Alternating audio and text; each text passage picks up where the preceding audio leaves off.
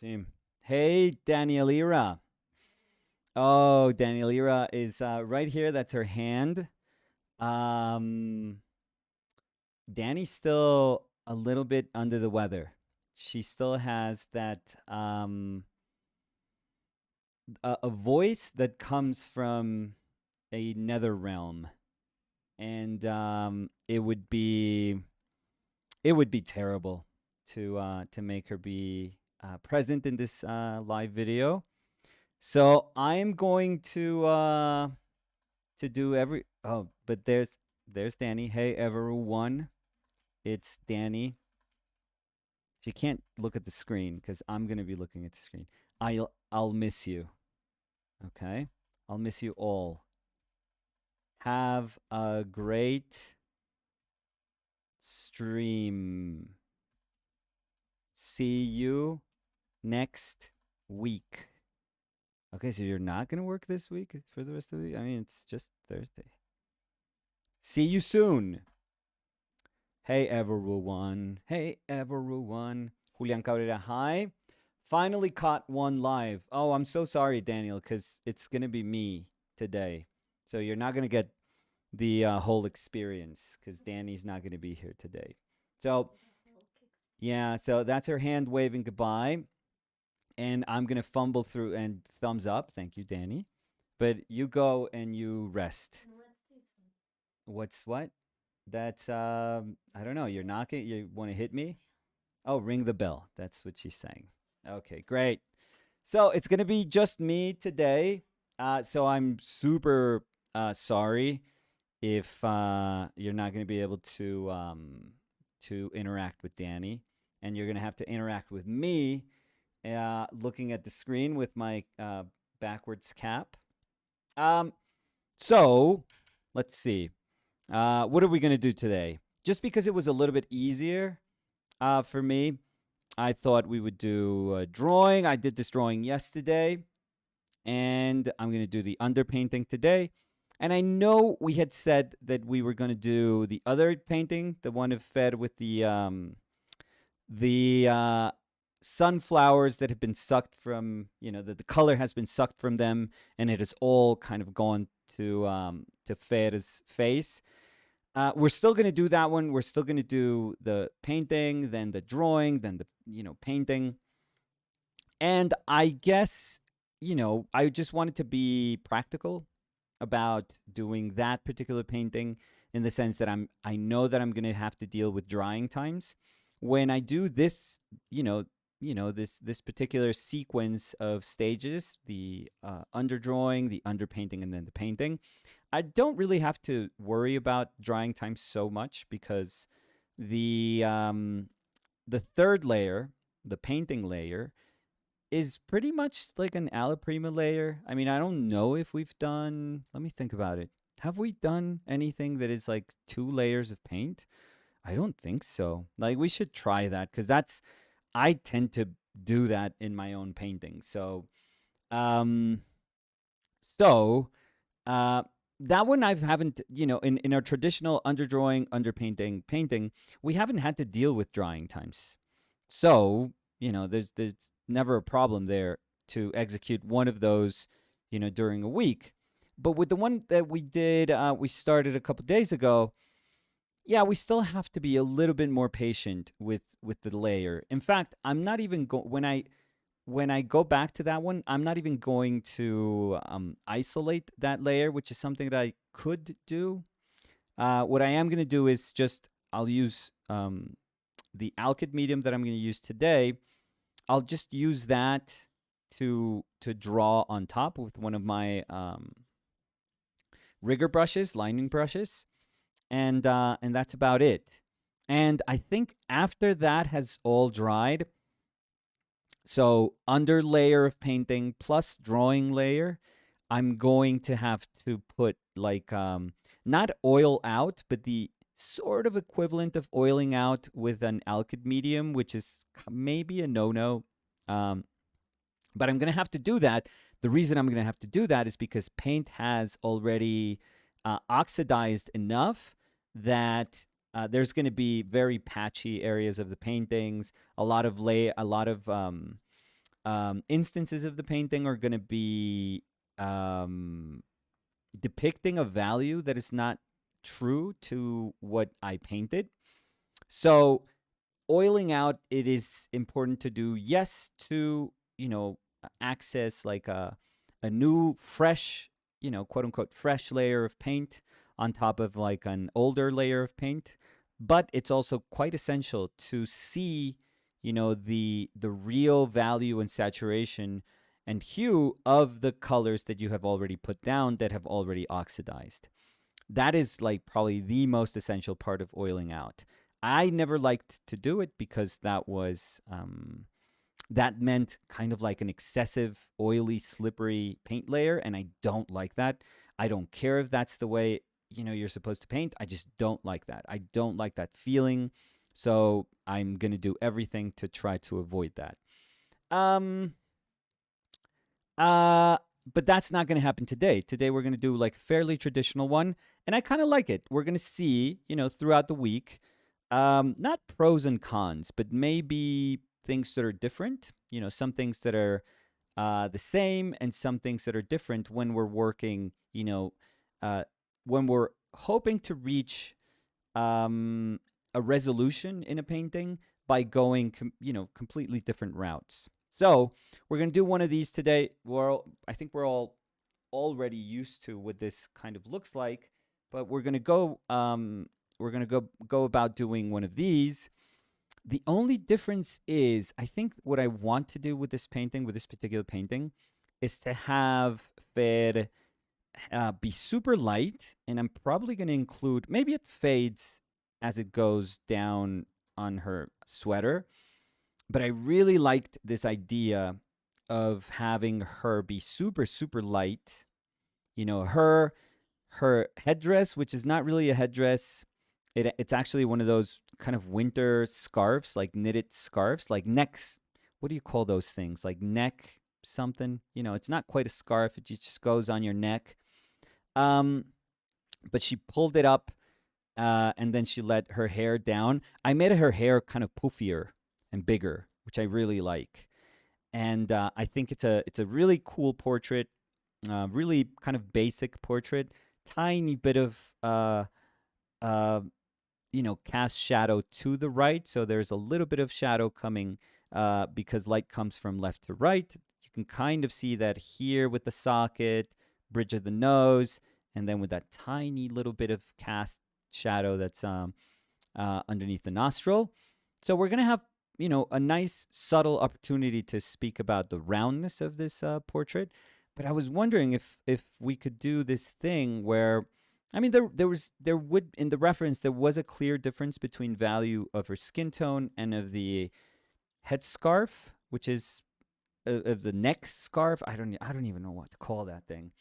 Um, but this was lighter. This was a whole lot lighter, and we're going to try to not be true to the difference in value. So we're going to try to make that close to the value of the portrait, and very close also to the value of her sweater. And I think I'm going to try to do that because I really like the stark sort of contrast between the dark masses of hair and the lightness that's going to be both neck thing, head thing, whatever we want to call that. Let's call it like a head piece, for the purpose of this painting. So the headpiece is going to be light. I want the eyes to be dark. I want the mouth to be maybe a little chroma-ish, little high chroma-ish. So I'm thinking like dark eyes, kind of red lips, then everything else light, and then like dark hair and light sweater. And I think it's gonna make for a cool painting. I don't think I've painted. Let me think. I don't know if I've painted anything quite like that, but we'll try to pull that off. But for us to do that first, we need to do our underpainting. So that's what we're going to do today. So we're going to do a regular thing. This was color pencil. I'm trying to remember if it bled if it was bleeding when I applied the 2 coats of primer of transparent binder, and I don't think it does. Like you can tell the difference when it's just a regular waxy color pencil. It doesn't bleed that much. Well, actually, there's an easy way to find. Well, not easy way to find out, but I was hoping we could get some information from the little nub that is the color pencil. But I don't know. Danny knows more about these than I do. So let's say it's a wax. It's just a regular color pencil. And we're gonna go with our umber because I love umber. So yeah. Henrik says, "Hey Nicholas, you need a red wig." Oh, I need a wig, any wig, to combat this lack of everything that I have up top. But yeah, no, I got that, Danny. Yeah, Danny can't. She's outside just explaining things. She can't not participate. But let's go. Let's start with this. Let me see. Where do I have this image of Fed? Boop, boop, boop. Where are you, Fed? Right here. Yeah, right here. Kind of reminds me of yeah, just me today, Marcelo. Just me. Uh, Kind of reminds me of an Odd Nerdrum portrait that I really love. I really, really like a couple of Nerdrum portraits. Well, actually, there's probably like a handful. I would say there's 5 portraits that I think are extraordinary. Because Odd Nerdrum, late 80s, early 90s, he was a force. Like he's a tremendous painter. I mean, it's hard to argue that he's not a talented painter. Like he is a very, very good painter. Now, if you if let's say you're not into the visual, I don't know, post-apocalypse, very tribal, um, Scandinavian, uh, uh, sort of painting, allegorical painting that he does. Yeah, that's one thing. You could totally not connect with any of that. Fine. Um, you can definitely not connect with his idea of art versus kitsch, which is like his pseudo philosophy, which is really terrible. I feel. I think that's the joke. It's an absolute joke. Um, Totally fine too if you don't connect with that. But I think objectively, if you look at some paintings, they are very good. They are very, very good. Like it's very hard to argue against those paintings. Uh, I think in particular one of his daughter that he did probably, when was this? I'm gonna say late 90s. It's tremendous with like a nice kind of fleshy, puffy lips. It is. Oh, that's probably my favorite portrait that he did. And earlier than that, I think this is maybe late 80s, early 90s. He did the woman with the doorknob that I really, really adore. She has this like Jericho. Oh, sorry. Let me turn on my French. Jericho uh, kind of feel to it, especially when he was painting the people from the asylum portraits. I don't know if you guys are familiar with those, but those are terrific. I mean, Jericho really is a bunch of horses' butts, which are terrific. Obviously, Raft of the Medusa, which is like legendary. That one painting is just all you need to become one of the best painters in all of painting history. Um, and then there are some equestrian portraits that are like okay-ish, I guess. But there is, I mean, I think he probably did equestrian portraits because of his love of horses, but not because of his interest in trying to do some pseudo formal portraiture. And obviously, like his other call to fame are these asylum portraits, which are incredible. So he does this one thing, which I'm going to try to push with Ferre's portrait, which is that the what do you call the lightest part of the eye? The sclera, I think it is. So maybe somebody can correct me. Um, he pushes in one of those portraits the light part of the eye and makes it almost like white, and it kind of gives you this really strange sense of an eye just being a little off.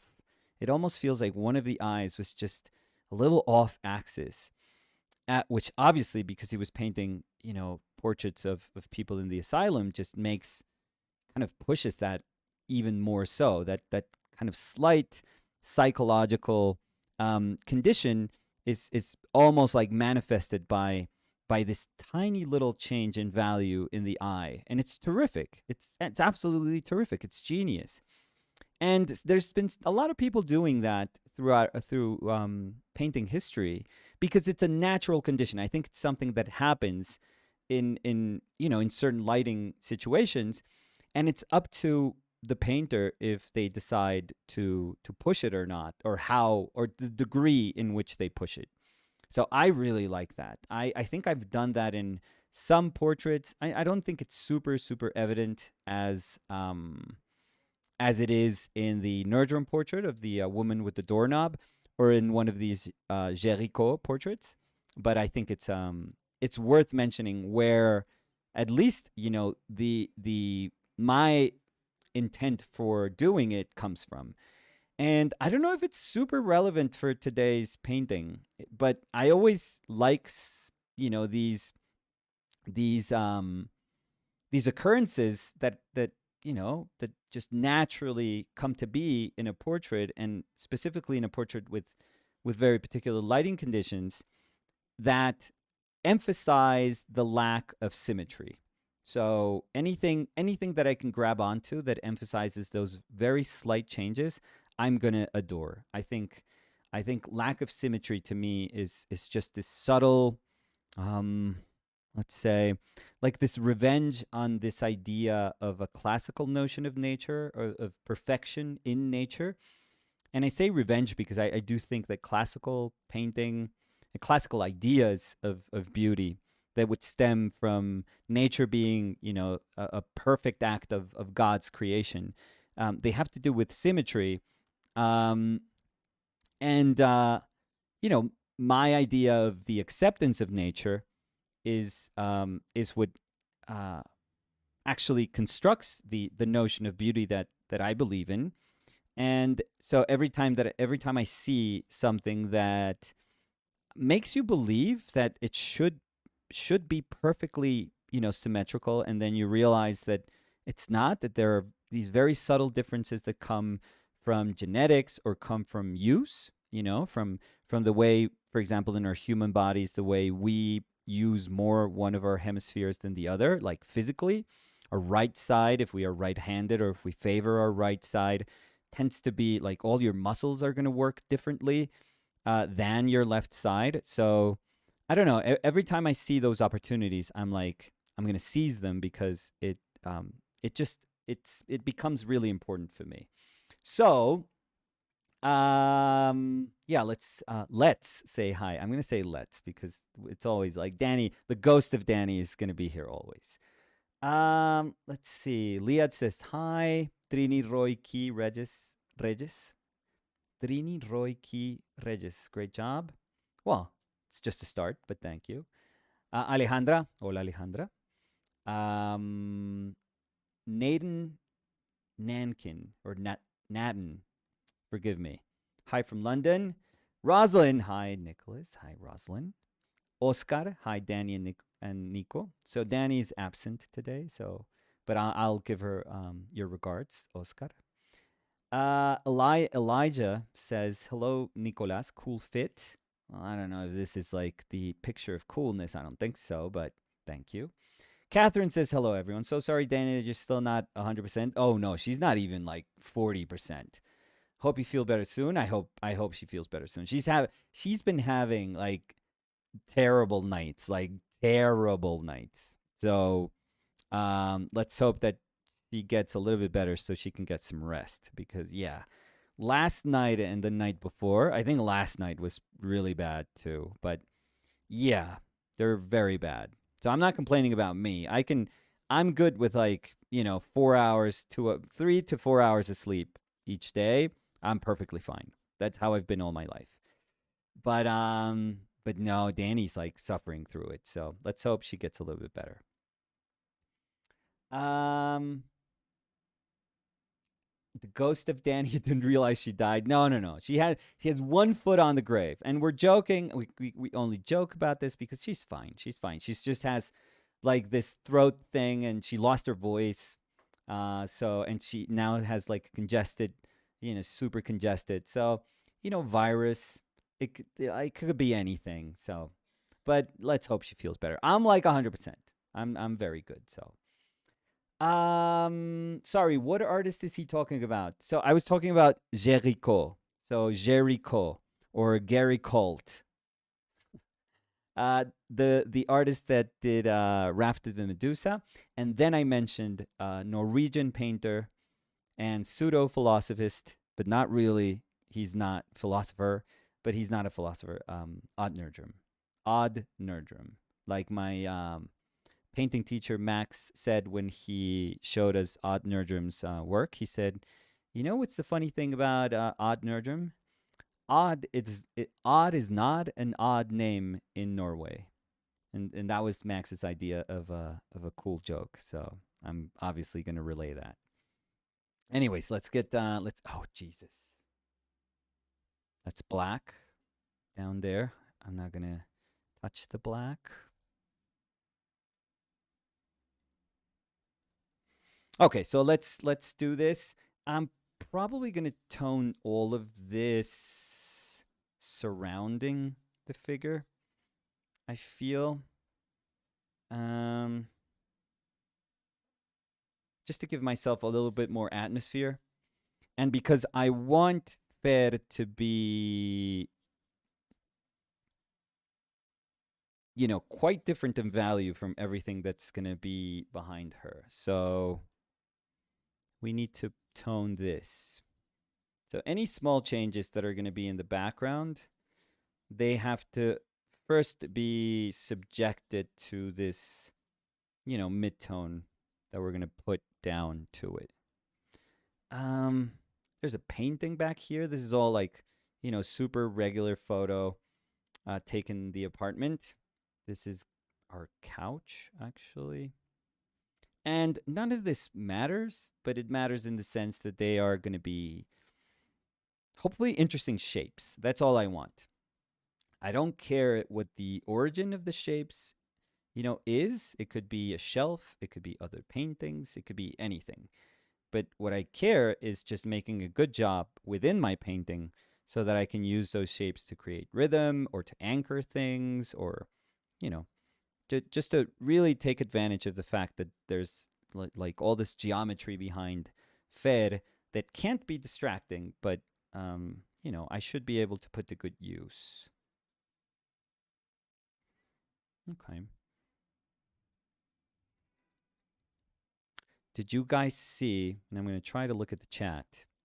Did you guys see the official presidential portraits of um, Michelle and Barack Obama that they revealed yesterday?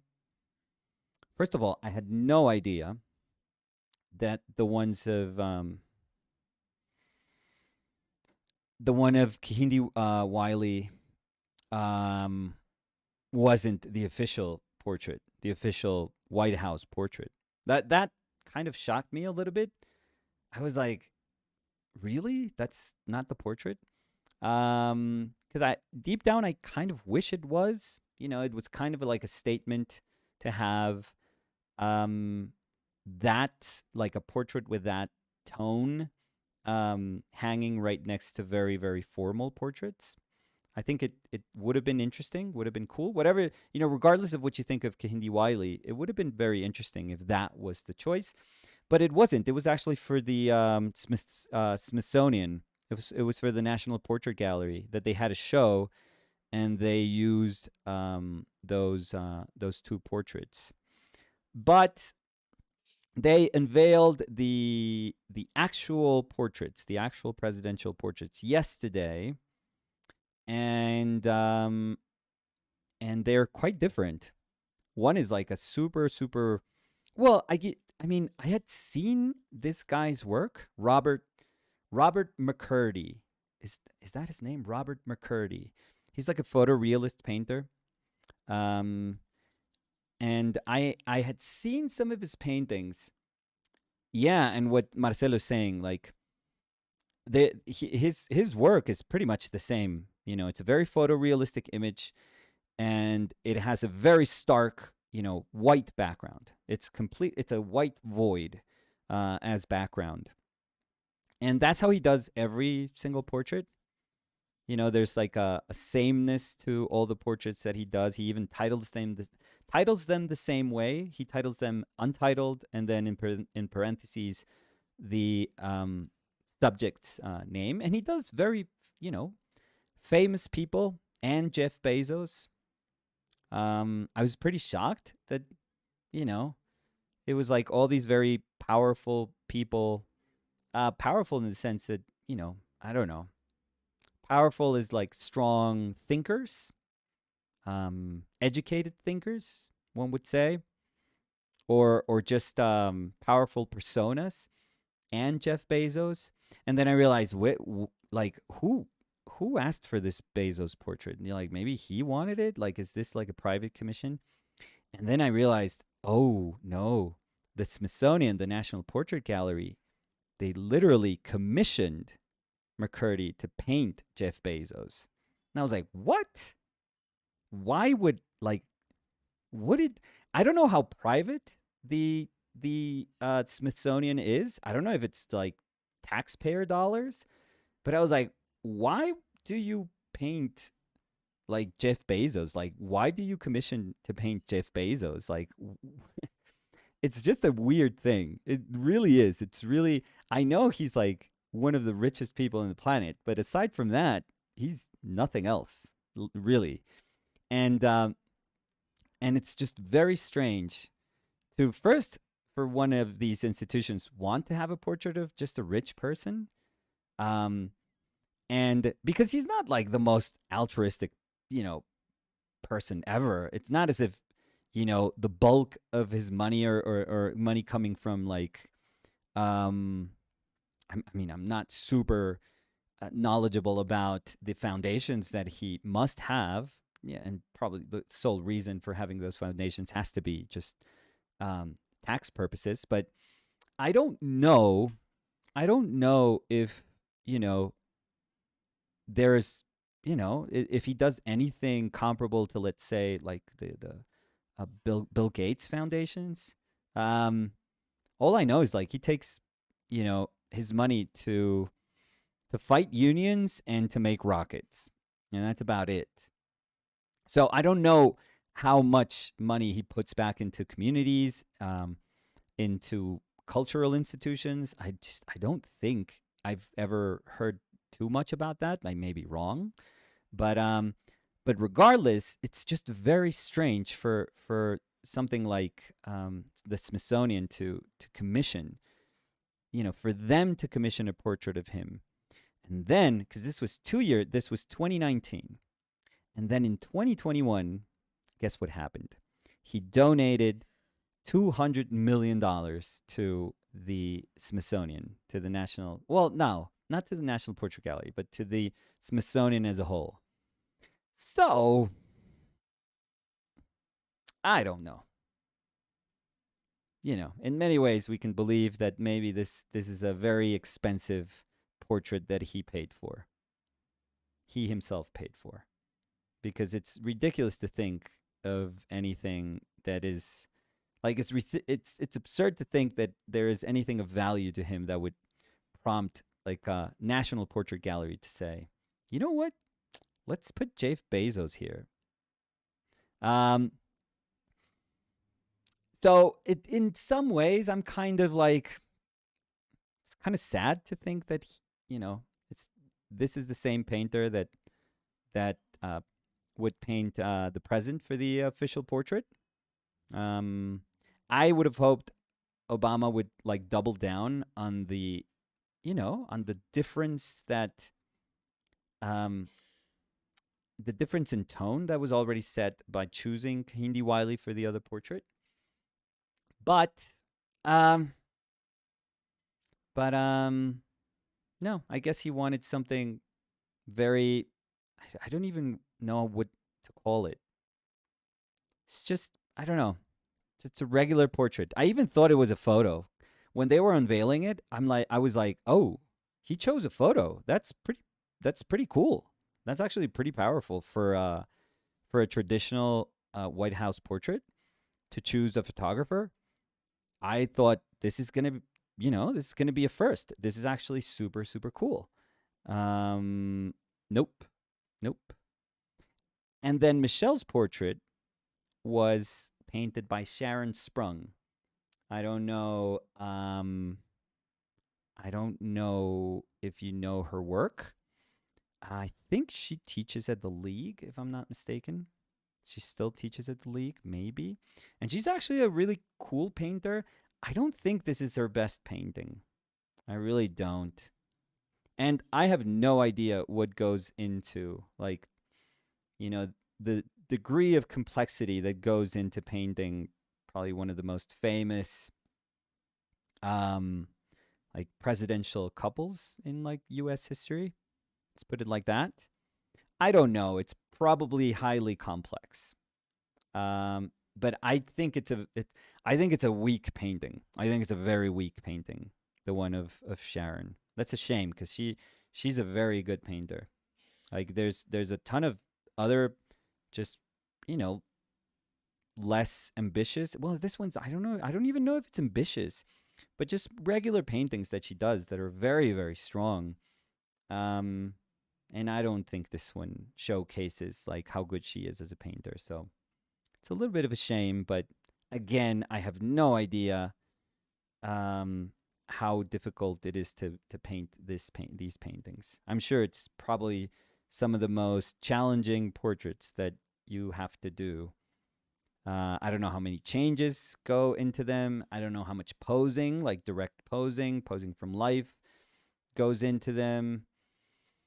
Uh, I don't know. I don't know. Well, that the McCurdy one for sure is a photograph. I don't really know if it's a photograph that they took specifically for that portrait. I'm guessing maybe, or they work from photos that you can have in someone's personal kind of archive or collection. I don't know. I don't really know. I don't. I have to know. I have to learn more about Robert McCurdy to see how he works and if how much of like an interaction there is, if there is any, with his subjects, or or if he just like meets people, takes a photo, and um, and then that's about it. But yeah, it's very I don't know. I think it's I don't know. I was expecting something different. I was totally shocked. I think like many people that didn't understand. First of all, why it took so long because a whole other president. I'm guessing like he didn't want to go through. Obama wouldn't want Trump doing his unveiling. So I'm guessing that probably had to do a lot with it. Just him waiting it out to have somebody else do the unveiling. Um, but it did take a long time, and I'm very curious, maybe morbidly curious, to know who paints Trump's and um, Melania's portrait. I'm very I I think it's like a just a car wreck. So, but I'm very very curious about who wants to paint that, and I'm sure like there's many painters that would just do it for the for all the eyes they're gonna get with those paintings. And I'm sure there's a potential market in there also. So yeah, I'm pretty sure there's gonna be a lot of people that are willing. Oof, but talk about a tough subject matter. That's oof, yeah, tough. Liad says, oh, about the palette. Yeah, this one came with my because I think Yuan was saying, hey, Yuan, that he's liking the new palette. So honestly, this is not even. I don't think it's even tempered glass. I think it's just a regular sheet of glass. Um, and it just has gray paint on the back. That's about it. So if you could even buy one of those priming gray sprays and just spray it on the back so that you know that it sticks to the glass, and then paint on the other side, and that's about it. It's pretty scratched from all the scraping, but it's glass. You can pretty much clean it, thoroughly clean it, regardless of how much paint you have on top. Um, yeah, it's pretty good. It's really good. It's weighty. That's the only bad thing about glass. Like if you're gonna carry it with you everywhere, it's gonna be a heavier palette. But and if you could, if you're clumsy and you drop it, you can break it. So, but it cleans super easily. So, yep. Um, Liat says, I bet painting a presidential portrait is like painting by committee. I'm sure, yeah. It should be David LaChapelle, photograph for Trump and Melania. Yeah, that would be cool. That would be interesting. I haven't seen his work in a long time. I know he was very hot, LaChapelle, uh, in the late 90s, early 2000s, I feel. I even saw a show of his. Where did I see that show? Maybe Zwirner? Maybe like something like that? Maybe Mary Boone or Gagosian, maybe? Maybe Gagosian. Yeah, in the early 2000s or late 90s, I don't know. But I haven't seen what he's doing. Like he really benefits from like decrepit society. So let's see. Roxana says, I just taped a gray piece of toned pastel paper in the back of thick glass, smooth edges. Yeah, perfect. That's perfect. I used to do that with craft paper. So I would have like a table, because when I was doing my bigger paintings, I would use like a small table. Well, a table about the size of the drawing table I have right now, and I put a sheet of glass, and then underneath it, it was just a brown craft paper. So it worked wonders. Liad said, I would take the job, and depending on the president, I would either do my best, or if I didn't like them, I would do a ton of horrible ones and release them online after I got fired and make a stink of it. Woof. Yeah, I wonder if they make you sign. They probably make you sign a bunch of NDAs for all of that, and they probably say, hey, even if you did this, I don't know if you can show it as your own work. So I'm thinking they control that quite a bit. So I don't think you can make any of those public if they were rejections. So I think they protect themselves quite a bit.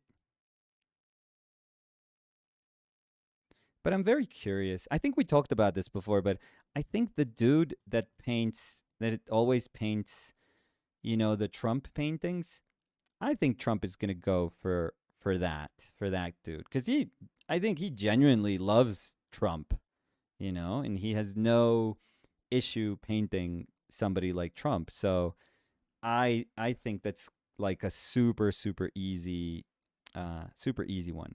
Melania, I don't even know. Maybe the same dude. Although no, she's probably gonna go with somebody different.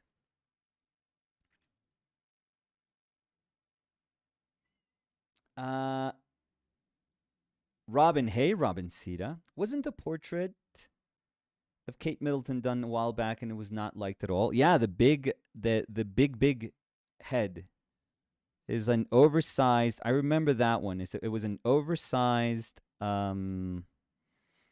very soft. I remember it being like soft. Uh, but then again, like you know, the British have like this far stronger, I would say, tradition than anything in America in terms of formal portraits, in terms of like for them royal portraits, but what would be the equivalent of those royal portraits anywhere else? They're different, and they're highly critical of them too.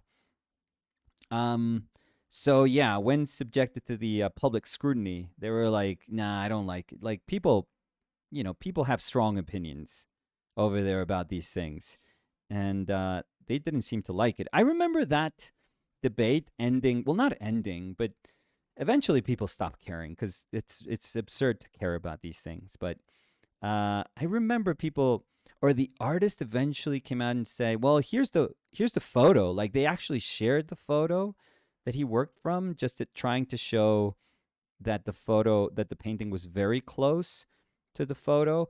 But then what people started doing is then started comparing like little minutia in the photo to the painting, and that's when you get like, okay, you tried to explain it, you tried to defend yourself, and you opened this Pandora's box for everyone to find every little difference about, the reference, and the final painting, and that was terrible.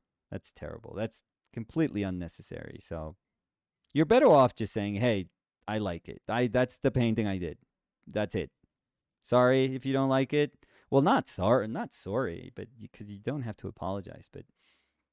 But yeah, that's the painting I did. They accepted it, so deal with it. Because if they didn't like it, they would have said no, and you have to paint it 100 times until they like it, or until they're like, okay, let's stop doing this. Like, this was clearly not the right person for the job, but we have to like say yes at some point, and that's it. I mean, that's not a great scenario, but it happens. Um, but yeah, it should be like hey, it's just one of many. That's why I kind of like the Queen's portraits because they're so different. There's such an enormous variety between all of them.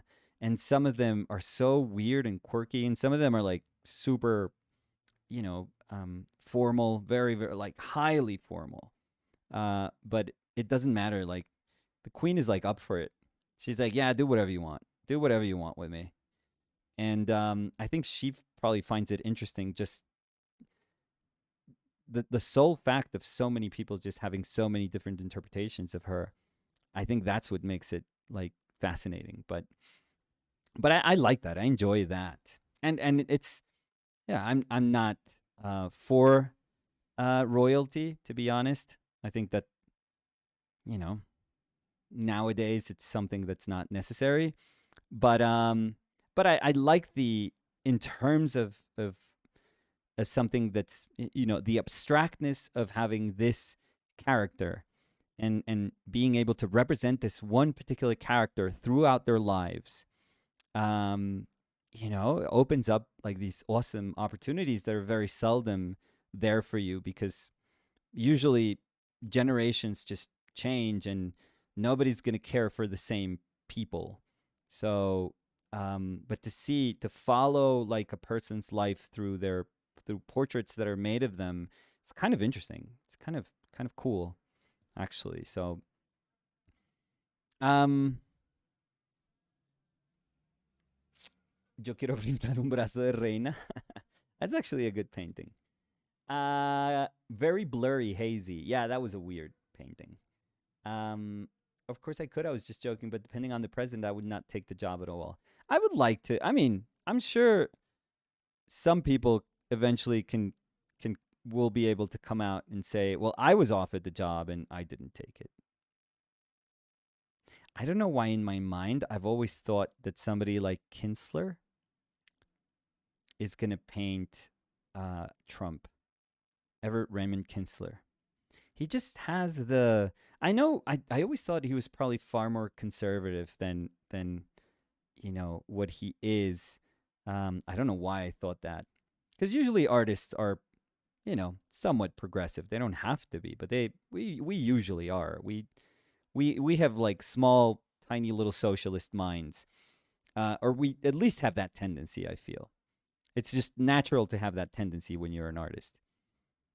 And but I always thought Kinsler is probably like a hardcore conservative. I don't know why I thought that. Um, it's just his manner of painting, I guess. I don't know. There's like a whiteness to his paintings that I was like, yeah, this is gonna fit perfectly. It's gonna fit absolutely perfectly if Trump decides to paint him, but if Trump decides to use him as a portrait painter. But I don't know. I don't know. We'll see. It's gonna be interesting at least. Um, Roxana says, "Did you apply any solvent to your umber?" Yeah. So Roxana, I'm using Liquin, which is like an alkyd medium, and I really should stop. I should, at least for the underpainting, I should do like an underpainting in acrylic, because I don't find the need for this to be like, there's nothing that like is telling me, is like yelling at me like, please do this layer in with oils and with a particular kind of, particularly like sticky medium like Liquin is. There's nothing about it that is essential to the subsequent painting about this layer. So, I mean, I do like that when it dries, Liquin becomes very grabby. So the paint that you're going to put on top behaves a little bit differently than if it was just a regular kind of like acrylic surface, like plasticky surface. So there is that. It doesn't feel as non-absorbent and slippery as something acrylic would feel. So maybe I could try to justify my decision, by saying that. But I also think it's you know, I'm never kind of married to these things. So, if somebody told me, "No, you can't use it anymore," I would be like, "Okay, that's totally fine. I can totally deal with that." Kinsler died? So who am I thinking? No, Michael Shane Neal. Yes, yes, Kinsler died. No, so no, not Kinsler.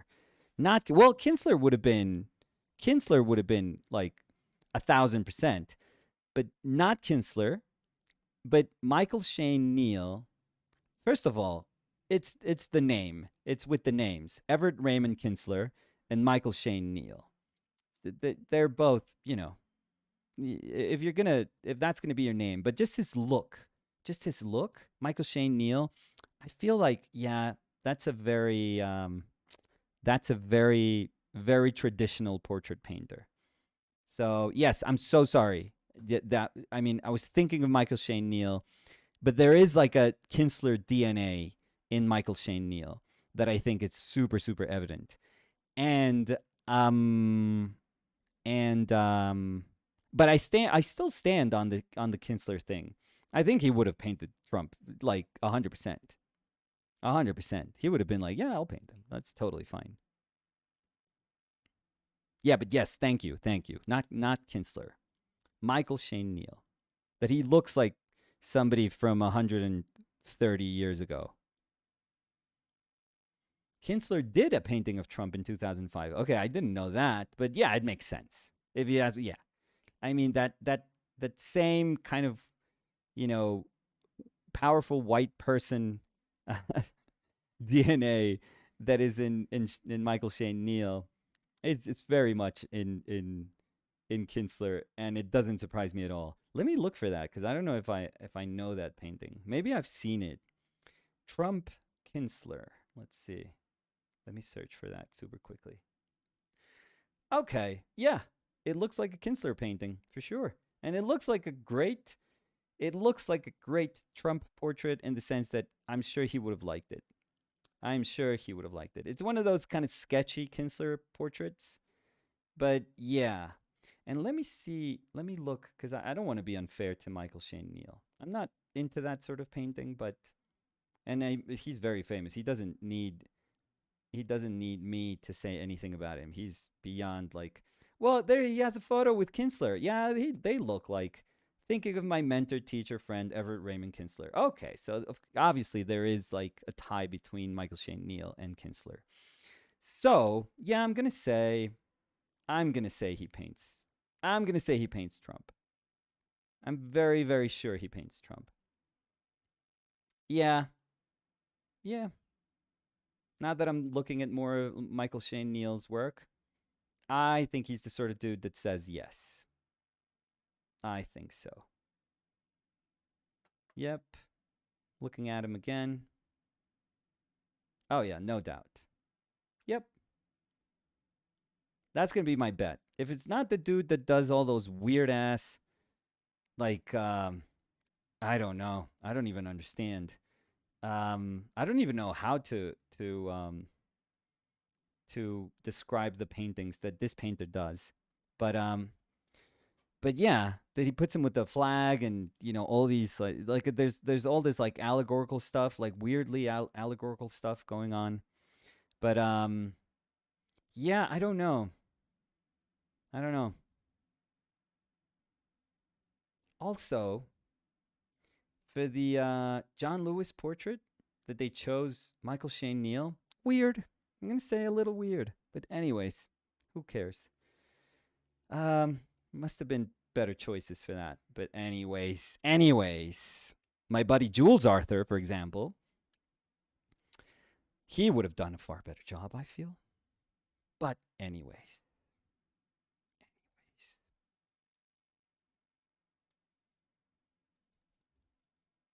might have missed this conversation. Your thoughts on the recent Obama portraits? Yeah, I was talking about that. Don't particularly think the Sharon Sprung portrait is good. I don't think it's good. I think she's a. Let me look at her work again. I think she's a far better painter. Far better painter. So the Michelle portrait, I don't think it's good.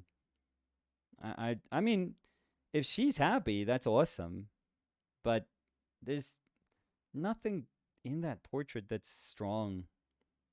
Not the likeness, not the composition, not the color, not the pose, not the character. I don't know. I don't know. And then the Obama portrait is just, it's just it's Obama. It's like objectively Obama. So I don't know what else to say about a portrait like that. Like it doesn't say anything. But that's the thing. It doesn't say anything to me about how the artist felt about the president, the ex-president. I don't feel it says anything about how the president felt about the artist. I don't think there's anything there, and that's why the Robert McCurdy paintings they are the same. They're all exactly the same. He could be painting the Dalai Lama, and he could be painting Jeff Bezos, and he does exactly the same thing. And I think that that's kind of weird. I don't know why I think that's kind of weird. That portrait painting is like it's almost like a homogenizing act. I don't know if that's cool. I think you should paint. I think a great portrait has to speak about the artist because it does. Because if not, then portrait painters are absolutely irrelevant. And it has to speak about the sitter. And when those two things, if one of those two things is lost, then I think the opportunity to say something um, powerful is lost. And that's why I thought like you can say anything about Kahindi Wiley. Like you can not like him, you could care less about his take on these like neoclassical David you know paintings, but it doesn't matter. Like there's a statement, like there's a choice there. That was a choice. It was a very particular choice. And I much rather live with that, and I much rather understand that as like a vision than something that is just empty. It's literally empty. So I don't know. I don't know. I kind of liked Obama a little bit more when I thought that his official portrait was Kahindi Wiley's. I think. I think so. Yeah, but Sharon Sprung's painting is far better. I don't know. I don't know. This again, so many things happen in these things that in like commissions like these that who knows? Like it's probably not your best opportunity to shine.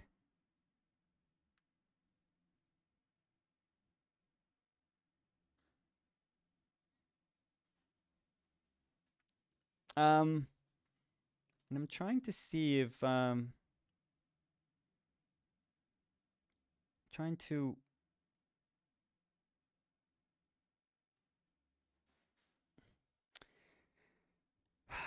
look at Amy Shell's portrait of Michelle again. You know, I don't know. I again, I think that's a better painting than the one. than the one that they did right now. I think as a painting, it's better. It's far more challenging, and you're going for things at least. This one's just a little too vanilla. That's the thing. I think both of these paintings are way too vanilla for people that were, regardless of what you think about them, they were relevant in U.S. like history, recent history. So I don't know. I think they could have done with something far more powerful, like a far stronger statement. But they went with formal. Maybe the weight of like having your portrait in the White House is just too strong. It's just too much, you know. So maybe that's what we can't even begin to understand or take into consideration, that these portraits, that like the tradition part of these portraits is enormous. It means something. So the peachy tone behind Michelle is rough. It's distracting to me. I just don't think. Yeah. Again, this. It's one of those things that I feel kind of bad, because if you look at Sharon Sprung's paintings, she's far better than this. Like I've seen her do portraits of just regular models that have so much character, that how could you not like inject so much character? You can do character and elegance, if that's like a thing that you're looking for with Michelle Obama. You can totally do that. I don't think you have to sacrifice character for a very kind of soft portrait. And I think these are soft, like soft as hell. Even like with the starkness of the McCurdy ones. And I know it's easy to criticize these things, but I'm only being more critical because I thought that you know, they had already set a tone with the portraits that they had selected for that Smithsonian collection, for that show. So I thought that that was like a way of saying, no, no, no, we're different. And I appreciate that, regardless of what the outcome was. I like that. I really like that. But these I think are going to be just another portrait. So, um Nicola says, yeah, most of her other paintings are far stronger. I think so. Looks kind of shallow. I think so too. I think it's just very, just there. Sad that two such interesting people can have forgettable portraits. Um, do you think some people are just difficult to paint? Can anyone be painted? Um, well, it depends, right? I mean, anyone can be painted in the sense that I don't know what's the purpose of painting those people. Do you want to speak about something? Do you want to use them as vessels to speak about something broader? Do you want to use them as vessels to speak about yourself? Do you want to take yourself out of the equation and speak about them? Um, I wonder, like all those are absolutely valid possibilities. I think the McCurdy portrait, it's like there's not even an artist behind there. There's just not. It's just you feel decisions, like formal decisions, like yes, I'm going to choose a white background, but he makes that decision for every single portrait that he paints. So it was a decision that was came before Obama, and it's going to happen after Obama, and it doesn't matter. Like he could paint a piece of bread and do the same thing. It doesn't like it won't matter. Um, so it's not a decision that has anything to do with the person that is being portrayed. Um, so I don't know. Again, I think those like painting somebody's portrait is an opportunity, and it's an opportunity to like, yes, understand that um, it is about them, but it's also like saying it is because of them that I was able to access this broader conversation. I think the best of portraits tend to be that. Um, I tend to enjoy those portraits a lot more when you feel that, oh wow, this, I mean, it is a portrait, but it seems to be digging into something deeper. And I think when we look at the history of portraiture, and if you want like the history of formal portraiture, even if it's people that we don't really know, um, we have a connection. We have this very visceral connection, this almost like ancestral connection with certain portraits. And I think that's when artists do their job really, really well. Like they understand their job really, really well. Um, because there'd be no reason why you would connect to a particular portrait, you know, centuries from when it was painted, in a completely different society, or you coming from a totally different part of this world and feeling like, wow, that's a powerful portrait of somebody who you never met. But you can have those reactions. So I do think that that's possible. I think that that's very difficult. I think there's a ton of people that are capable of producing portraits. I don't know how good we are nowadays in the sense of like saying, "Oh wow, a portrait made by this person um, clearly speaks about all of those dimensions." I think post Freud, hard for me to think of somebody that is just great, naturally good at those things, at just seeing past, this obligation to paint somebody under a very nice light. You know, I don't know. I'm trying to think of if there's people there. I mean, there are wonderful portrait painters today in the sense that they can, they. I'm sure that when they paint somebody, they are painting that quote unquote best version of that person, this beautiful version of that person. There's people out there that are very, very good at doing that. And those are very commercially very successful painters. But I'm not quite talking about that.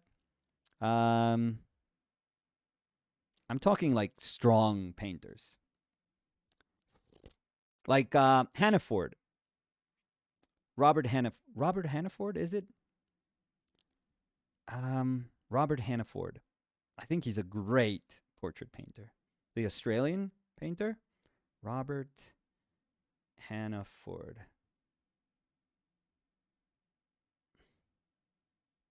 Yeah, he's a portrait painter. Woof, that dude can paint. That dude can paint. He was in a talk. I saw something, but I've seen some portraits of him that are like, yeah, this is a strong portrait. Like this is there's something else in here. He's a terrific painter. Terrific portrait painter. Um, I wonder who else. I don't know. Do you guys have anyone in mind? Samuel says, "Have you seen the portrait by Sorolla El Pescador? Is that the watercolor? No, maybe. Let's see. Sorolla El Pescador.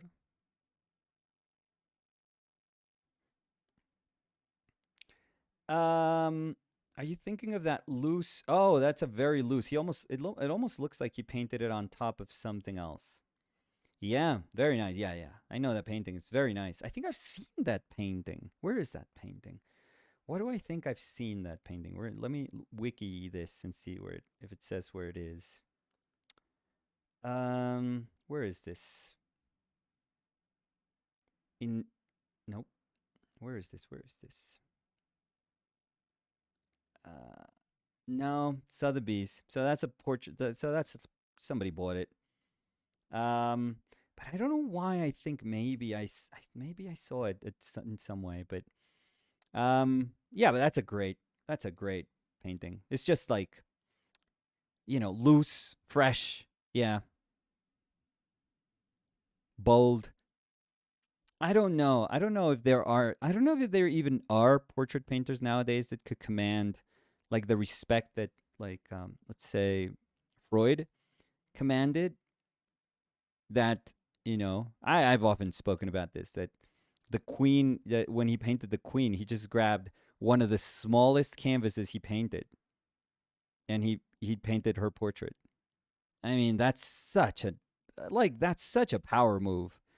It's like, hey, you're gonna paint the you know, probably the um the most important subject matter that you've painted in your life. And Freud is like, sure, let me grab this tiny little, 8 by, not even 8 by 10. I don't know how small that is. It's like a 5 by 7 uh, little canvas. It's amazing. And there's a photo of the queen just sitting there and him painting this tiny little canvas. I really hope that she was having a blast. Like she was like, hell yeah, let's do this. You want to, like, everyone else just paints these, like, everything about the portraits that they do of her, it's royal. Everything, like textures and everything that surrounds the queen, and just everything is done with such, like, reverie and just utmost respect. And it's like, yeah, this is an opportunity of a lifetime.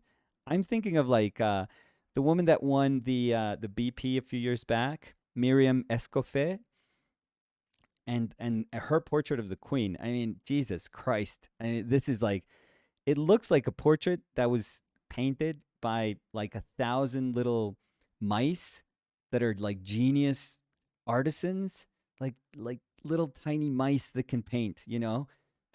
Secretly, they've known how to paint for ages, for eons, and they're at your service. That's what that painting looks like, and it's crazy. It's amazing. But I just don't like it. I'm never gonna like something like that, and it's amazing. I'm never gonna be able to paint anything like that. But but it's incredible. It's an incredible feat of, like, you know I don't know, skill. I guess skill. I don't know. I understand skill a little bit differently, but sure, skill. Um, but I just don't. I can't be moved by anything remotely even close to that. And so that's what people usually do when they paint royal portraits. I remember one I like also is Benjamin Sullivan. I think Benjamin Sullivan's like a hell of a portrait painter too. Um, um, and that one was good. That one of the Queen was very, very good. Very, very good. Yeah, but I'm struggling to think of people that are, that can be that powerful. Brendan Kelly. Oof. Brendan Kelly. Jesus Christ, is he good? That's a painter. That's a portrait painter. Oh my lord. Yeah, I was forgetting about him. He has to be one of the best portrait painters alive still, like, for sure. That dude can paint a portrait. That dude can paint a human being. Like, woof, so good. Um Ukulele Villain, sure, says Auerbach was Freud's close friend too. Yeah, sure, Auerbach. Yeah, I mean, I love Auerbach as a painter. Uh, I love Auerbach's portraits. I don't know if Auerbach's portraits speak too much about, the person behind the portrait. I don't know. I don't know. I don't know.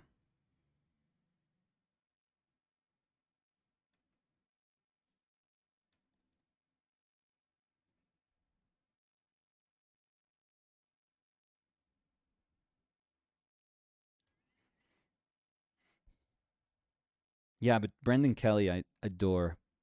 I think he's a powerhouse. He's amazing.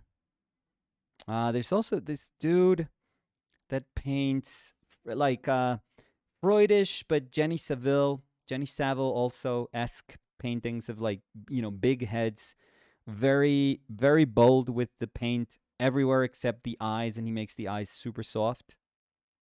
Can you guys help me out with Anne Gale? Yeah, she's tremendous. Yep, she can paint a human being. Hell yeah, hell yeah, yeah.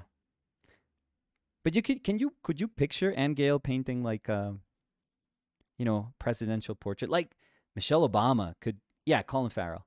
Colin Farrell, is that his name?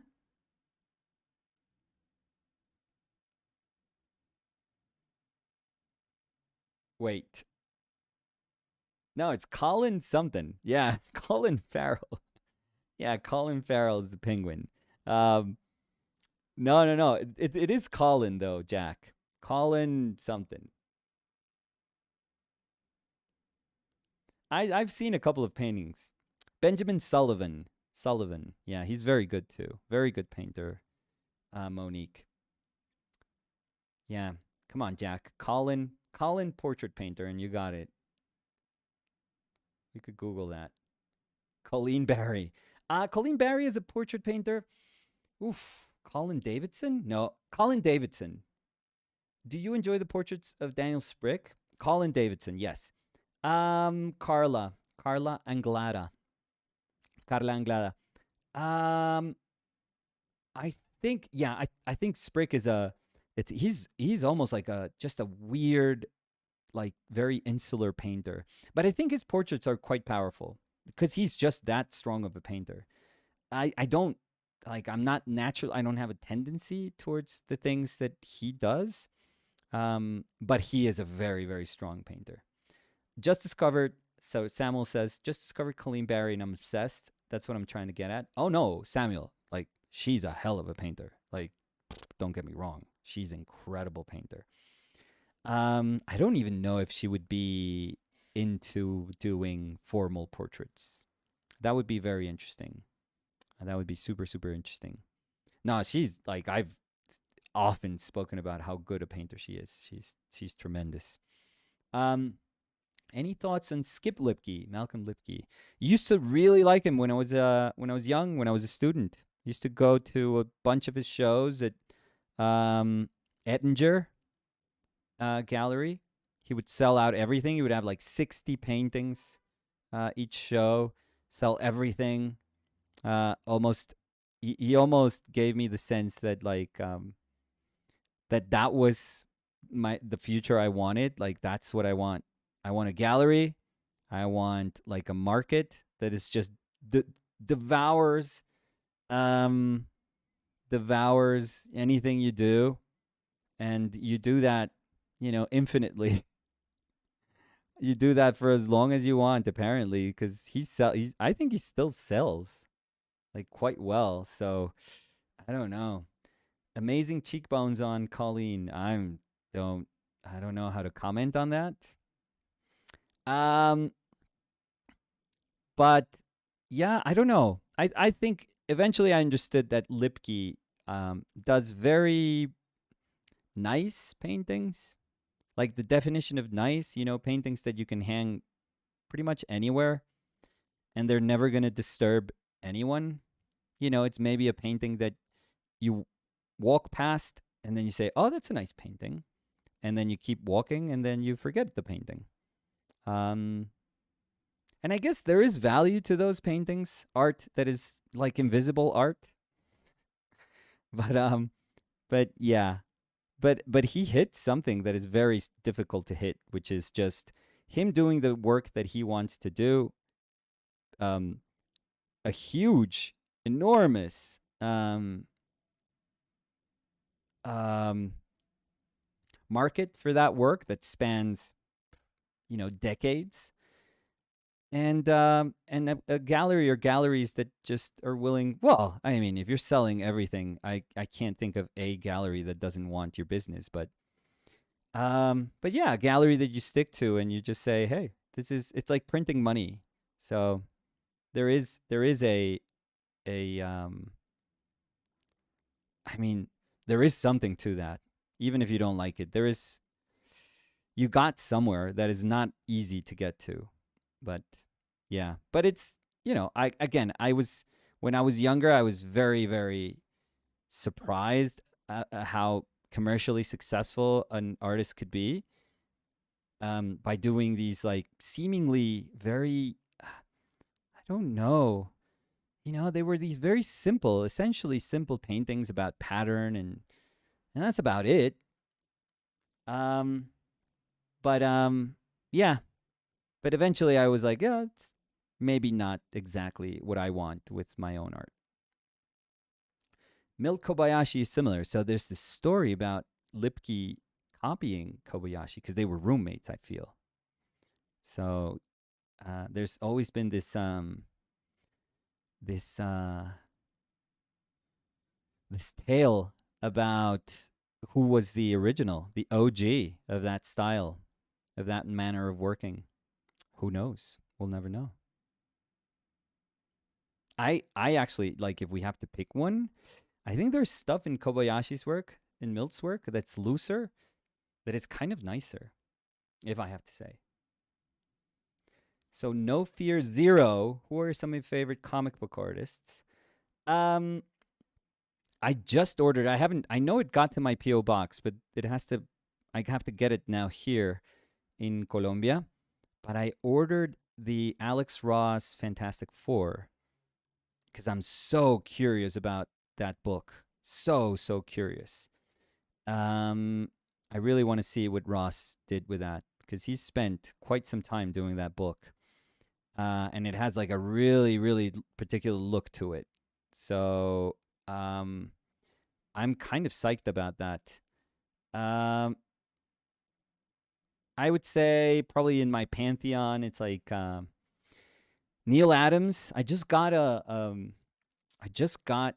recently a book because I went into this like dumb rabbit hole of looking at what came out when I was born in comic books, and specifically like what came out with characters that I like. So I looked at you know, um, what was Kirby doing? So I found a Captain America, a Jack Kirby Captain America that came out in August 1977. Yeah. So TG Novak. Is that an actual comic book drawn by Alex Ross? Yeah. He's doing like a original Fantastic Four thing. Just came out. Just came out. Um, and I found like a Hulk comic book that I wanted. I found a Batman, both a Batman. I forget who the artist was in this, and I found an annual that came out in August. Um, that was Neil Adams. Oh my god! I opened it up and like one of those oversized ones. Oh, it's so good, so good. Um, it has Ra's al Ghul's in the background and like a dead Robin kind of like in the foreground. Um, so those are my classic ones. Yeah, for sure. Neil Adams. If I go like when I was younger, used to love, absolutely adore um, stuff like Jeff Darrow, Hard Boiled, like stuff like that. So loved.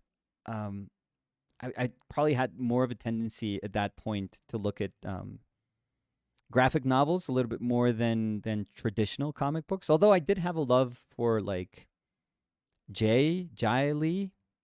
I used to like Bart Sears when I was young too. So I would collect a bunch of them. I then started Travis Charest. I remember. I used to absolutely love because I thought he was like killer, so good. George Pratt, Kent Williams. Um, Ashley, I think Ashley was really weird for me because I just loved him as an artist. I don't think he's a particularly good comic book artist. I think he's very lazy when it comes to telling a story, like visual storytelling. Like, if you look at great visual storytelling, like Mignola or Frank Miller or Dave McKean with Cages, like, those dudes are like geniuses. They know how to pace a story, they know how to tell a story. um, Ashley would do different like vignettes in like different papers and then just collage them together.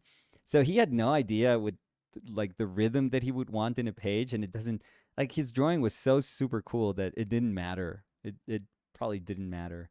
Um, um, but still, it's Ashley, so he's amazing. And just I would say recently, just John Paul Leon. He was I think he was the best drafts person in comic books. Like as soon as he stepped into comic books, he was the best. He was just the best. And I think it's one of those things that I'm probably sure that if you ask any comic book artist, how they saw him, they probably shivered a little bit. Right now, like I don't know, like I'm having like tinkles in my skin, like it's like because I just think that he's that good. Like deep down as an artist, like if you would look at what he was doing, like the level of draftsmanship that was involved in anything he would do, you would be like, "Oh shit, I don't know who can do this. Like I don't know who else could do this. Nobody could do that. Nobody." He was that crazy. He was that good. So, what a loss. I mean, what a horrendous loss that we had cuz he had a good 20 years, 20 more years in comic books. So, it's yeah, it's kind of sad. No Fear is saying Raúl Moreno Coslado. Let me see, because I don't know if I know him. In commercial stuff, Olivier Coipel, I think he's amazing. He's really good. Like he's really really good. Um, let me see images. Oh, this is nice. Yeah, this is nice. Oh, this is very good. I'm looking at this pigeon, dude. Holy shit, this is so good. Wow. Oh, that's really good. And he did the Batman. I don't know if this is this like by Gaslight Batman? Is this like maybe he did that too? That looks really good. Kind of curvier. Oh, he does a cool ass Hulk. Oh, that's pretty good. Oh, this dude is good. Thank you so much. This dude is like really good. Oh, I'm gonna look like when I stop the video when I finish. I'm gonna take some time looking at this. Yeah, this is gorgeous work. Jesus Christ, he does like amazing character design. Wow, so clean too. Yeah, that's a kick-ass style. Oof, that dude is good. Dude, thank you for that. He's Joe Mad. Yeah, a little bit, a little bit. I think Joe Mad still had like that kind of World of Warcraft a little bit in him. That mixed in with like American kind of manga, like trying to sift manga and anime through like US like a US lens. Um, but yeah, but this dude is nice. He's super clean, super clean. Very cool. Kind of stylish, like Sergi Brosa, kind of. Yeah, very cool. Yeah, Sergio Topi, I can see that there. Yeah, oof. Topi is like legend. Come on, he's absolute legend. Um, okay, you guys gotta let me paint. Yeah, he's very cool. Breccia is like, come on. Again, just pure drawing. Pure drawing is just unmatched. Unmatched.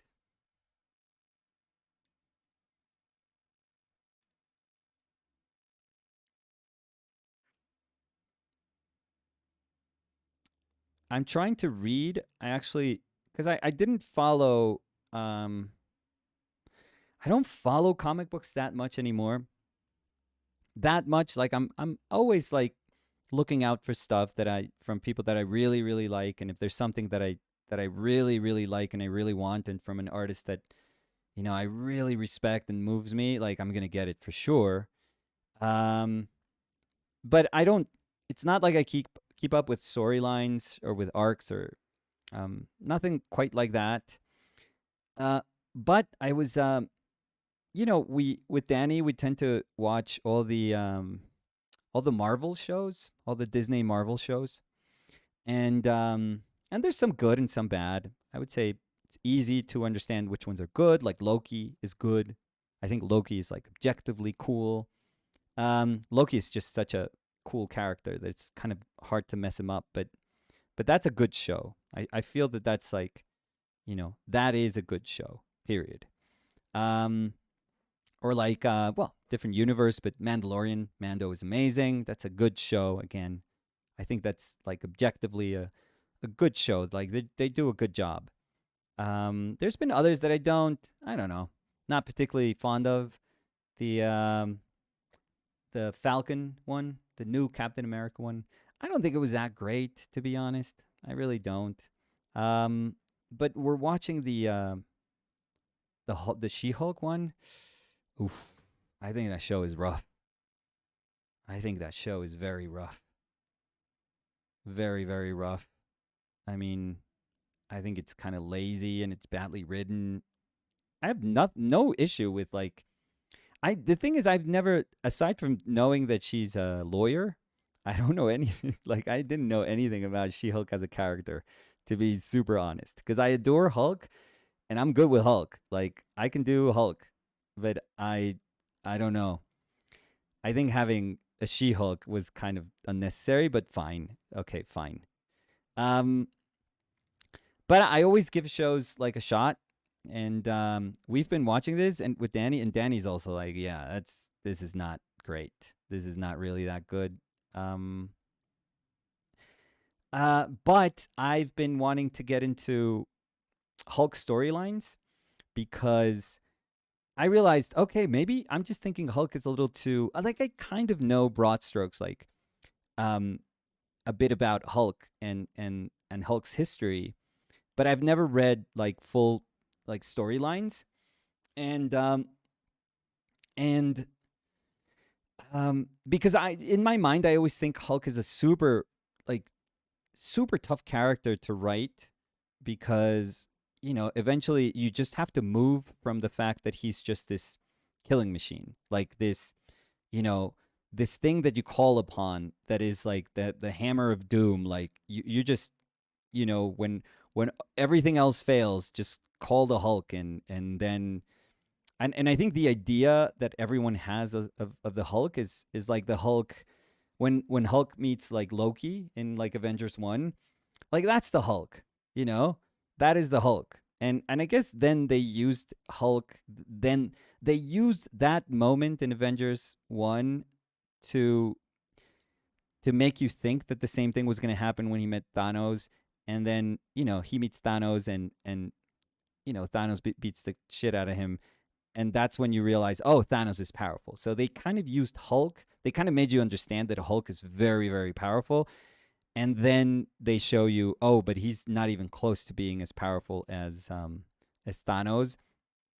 And I mean, they just kind of used him for that, which is okay. It's just fine. You have to establish how strong somebody is, so why not use like probably the craziest and strongest character that you have. Um, but it's the same thing as Thor. They had to like break him in some ways. They have to make him insecure about something. So they have to make them, you know, I guess weaken them some way, because if not, then it's just like, oh, it's Thor. He can come in and solve anything, or oh, it's Hulk. He can just come in and smash everything and then you're done. Like if something is too strong, too powerful, he just comes in and kills everything and then that's fine. And at least like with Civil War, and they deal with Hulk of just being like this force, and he has to deal with the fact that he can't control, like Bruce has to deal with the fact that he can't control anything, and he has to be in control, but he himself is like then full of these like fears and insecurities about like Thanos kicking his ass, so he can't really transform. Because why would you have Hulk? Like imagine in in what was that? Um when Thor comes in and says, "Give me Thanos," and then he beats everyone's ass. Like you can't have Hulk just beating everyone and then have Thor appear and then you care about how powerful Thor is. So you had to take a little bit off of one to make the other one like super super strong. But it's the same thing. Like right now you have to make Thor a father, and you have to make him care about all these other things, because if not, he's just a dude that comes in and then kills anything and then just leaves and says, "Sure, this is easy." Like it's not, like in some weird way they're just not super interesting characters if you don't break them. If you really don't break them. I think they've broken Hulk too much. I don't know. But but yeah, but She-Hulk is terrible, I feel. It's really terrible. Like I'm sure she's a tough character to envision, to write and to make you care for this character. It's very difficult. But I mean, to me I think that's just the it's not about She-Hulk. It's about any sort of character that you're going to introduce. Making somebody care for a new character, for somebody who's new, any regardless of gender, it doesn't matter. Like good writing has to be essential. You have to feel for them. You have to care for them. You have to. I mean, I cared for characters in House of the Dragon. I care for characters. I don't read the books. I just I'm just a TV fan of the series. I cared for those characters like instantly. And maybe it's because you see echoes of Daenerys, of Dany in Rhaenyra, but you kind of understand like the history of these houses, but it doesn't matter. Like you started caring about these people immediately just because it's like an interaction, like a good interaction. It could be like 2 minutes of talking, and it's so essential and so good. And you're like, oh yeah, I either hate this character, I love this character, I don't know how to feel about this character. I hate him sometimes, I love them sometimes. Like that is the coolest thing, and that's writing. I think She-Hulk is so damn lazy, and it's so dumb. It's dumb. It's so dumb. I don't think the character has any reason for, you know, I don't know. She rejects like these powers, but she's like complainy, but you don't want to see her as somebody who's like complaining a lot, but I don't know. It's so thin. It's like paper thin. It's crazy. I don't know. I don't know. I cared more about Miss Marvel.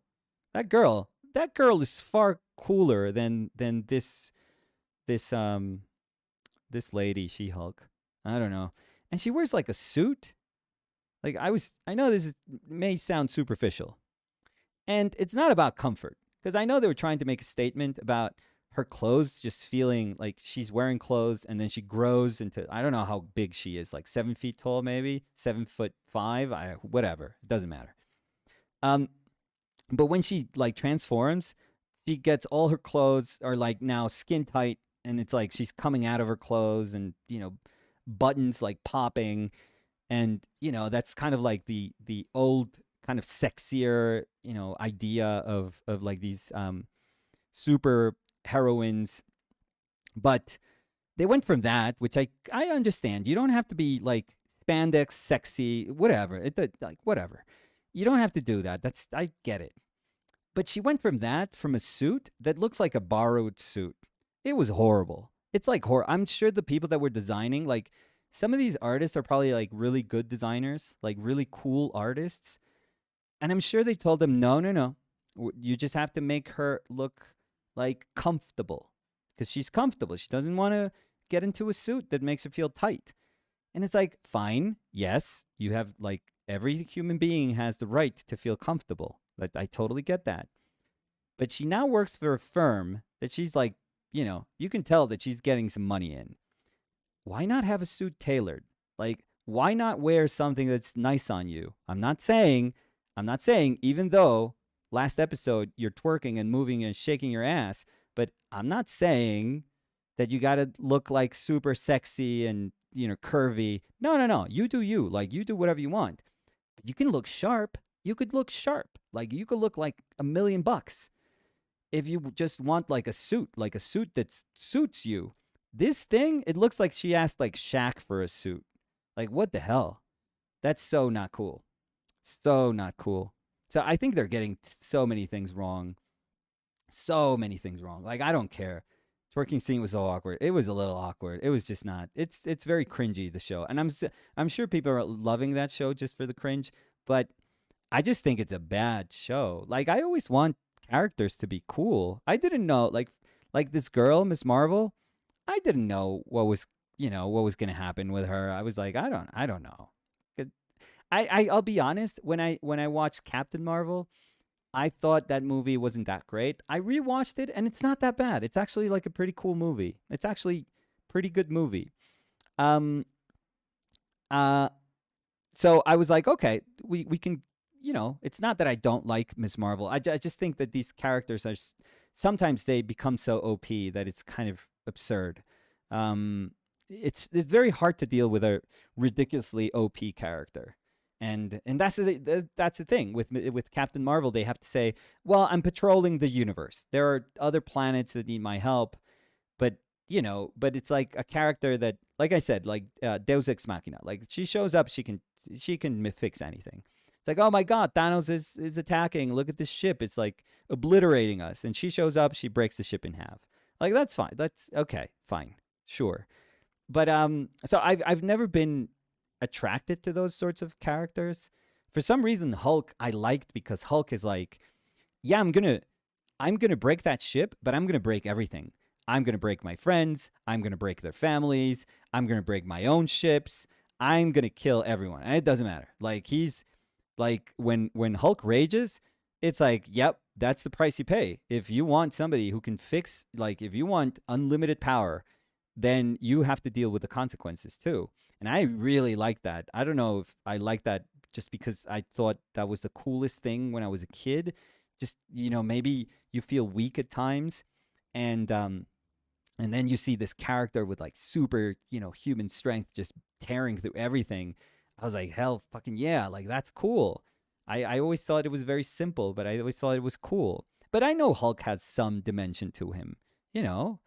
And so I'm reading. I'm finally, my point was in all of this that I'm reading. I looked at what people consider to be like the better storylines of Hulk.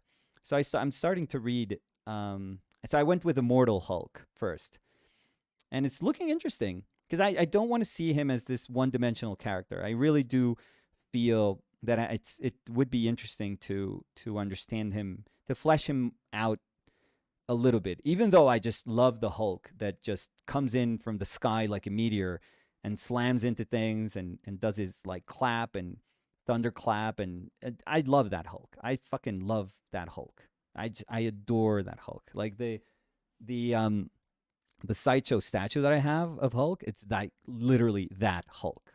It's and I love it. I adore that Hulk. So like, green, purple pants. Fucking every time he lands, the street is like completely obliterated. I love it. I love that. But I want to see if there is like if there is more to a character, if you can write um a better storyline for a character that is obviously meant to be overpowered and meant to deal with the fact that he's overpowered, but he's overpowered, but he's sacrificing a ton of like his own humanity when he's overpowered.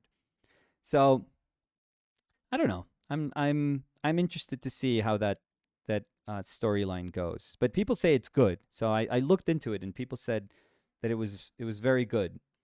So I also read the Tim Sale, the Gray Hulk. That's pretty cool.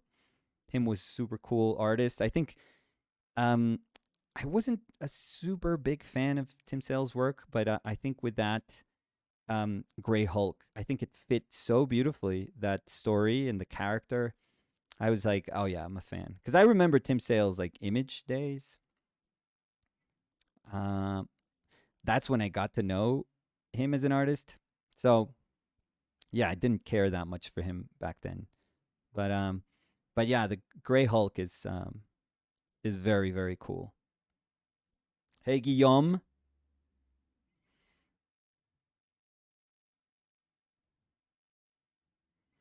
yeah, and I'll probably watch She Hulk through and through because I am that sort of person. Like I'll at least want to see where this is going, because I've heard some people say that maybe the leader can be introduced. And I think the leader is like a cool villain. It's a really cool villain. Um, I'm interested, but I think it's been more for sure.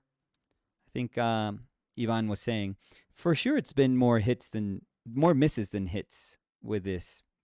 They're really struggling to make me want to care about some of these. I did enjoy um Doctor Strange. I did enjoy.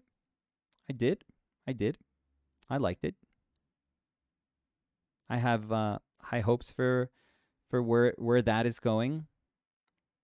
I liked Spider-Man also.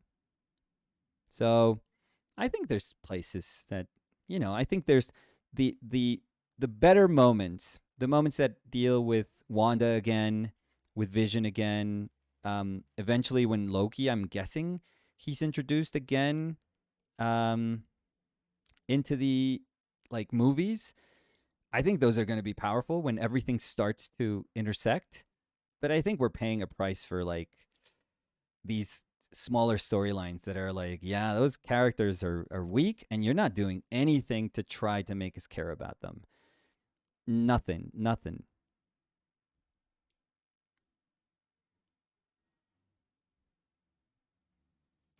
Shame, shame though. And I've seen people talk about like, what are you doing to my Hulk? But I'm also, well, he's gonna have like some sort of, I have no idea where he's going when he went to space. Um, I don't know if it's this future Hulk that eventually, if it's this like future Hulk storyline that they're gonna do. Um, but and then he's eventually going to come back and he's going to kick some ass, like some real ass. That would be cool. Like if he's introduced when you miss Hulk and he can come in like, yeah, hell yeah. I kind of think they're going to bank on that. They're betting on you just maybe forgetting him and then introducing him in a really cool moment when it matters.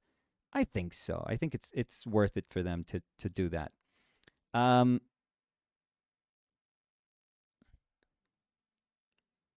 but yeah, but I miss my my very strong Hulk. Like I grew up with the TV series, so Lou Ferrigno series. So and I adored that show.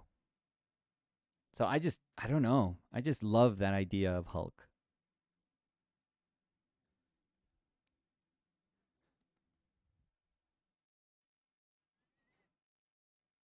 Anyway, so for our painting, we don't have to speak about the Hulk. But for our painting, I think we're doing okay in the sense that I'm trying to be kind of faithful to how I described the intent for this painting initially. I want, all of this to be like a lighter mass and then to have like this kind of, stark contrast when Queen Elizabeth just passed away. Wow. Wow. Well, end of an era, I guess. Yeah. Well, we were talking about the Freud portrait, so yeah. Um, let's get back to the painting because I don't know. I mean, I'm sure that's going to be super super important for people that for British people. Um, yeah, yeah, yeah, yeah, yeah. She's lived like 1,000 lifetimes. So yeah, yeah. I've always been sort of um broken when it comes to royalty because I don't know how to feel about royalty. I really don't. I feel it's very antiquated. Um, but I've seen um, parts of her own personal story and how different she was from this notion of royalty, how relevant she was. Like in, I mean, she's been through war, so um, yeah, that's yeah.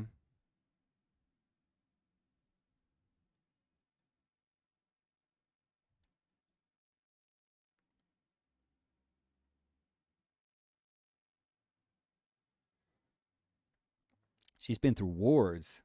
Now that I think about it,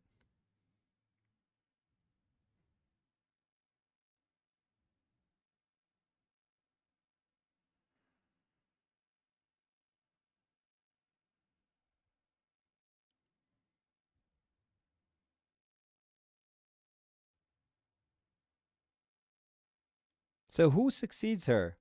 The sitting king? Is it her king? Did he die? Was he sick or did he pass away? I forget.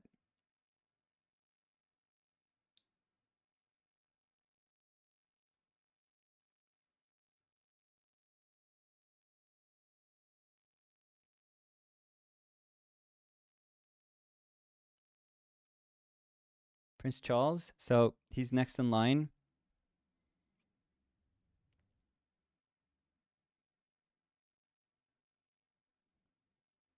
So King Charles now. So weird to say something like that. King Charles. Yeah, that is strange. Strange to say that.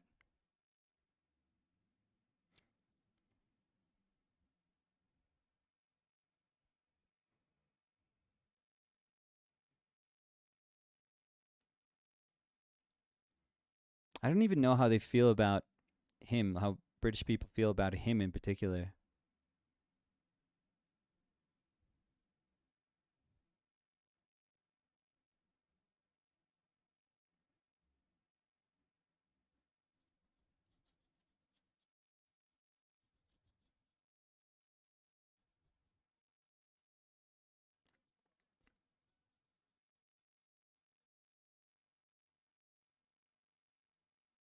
But she wasn't perfect, was she? Still, wasn't she super critical of Prince Harry and the reason wasn't she like the reason that they left?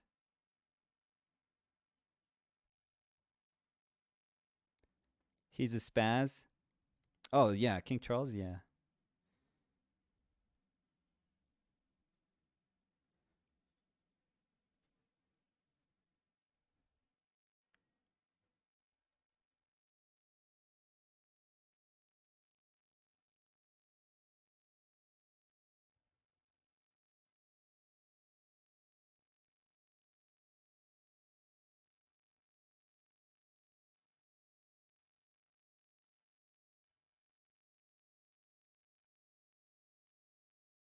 How old was she? 100 and something. How old was she? My mother and my sister. Oh yeah, my mother's already commenting here in our 96. Oof. Um,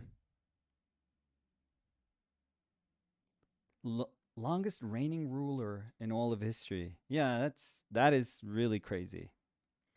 Charles would give it up for William and Kate. I think he can. I don't know. I have no idea, but he could do what the King of Spain did, right? Could do the same thing. Make more sense, I would feel. Queen Camilla.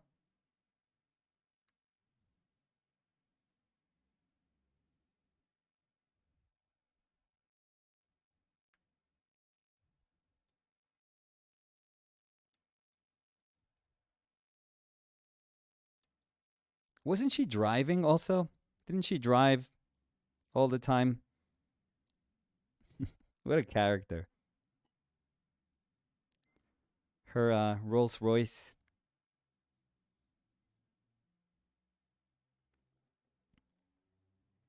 Kate is a queen herself. Let's be honest. Well, I don't know. Would you want that life, knowing that you're going to be king or queen at some point? Would you want the life that comes with that? I would never. I would never.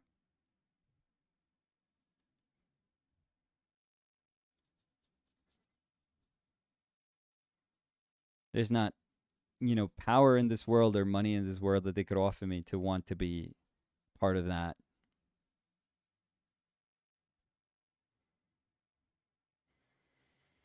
Diana must be rolling over it, but she was never going to be, with him for so long, for long enough for her to be queen. They would have loved her.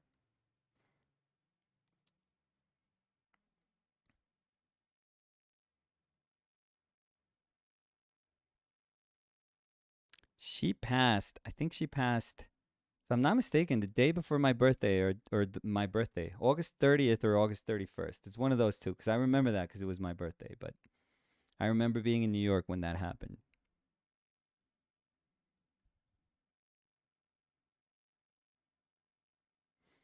Yeah, I'm not.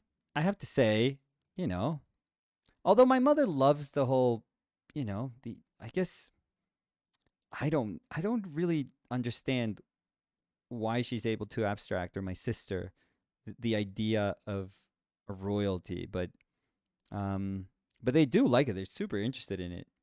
Um for me, I mean, coming from a person you know, who is, I don't mean to say I represent colonized countries, but I just whenever hear king or queen, I just don't think of anything good coming from that. There's nothing good that came from that. So I don't know. It's very weird for me to um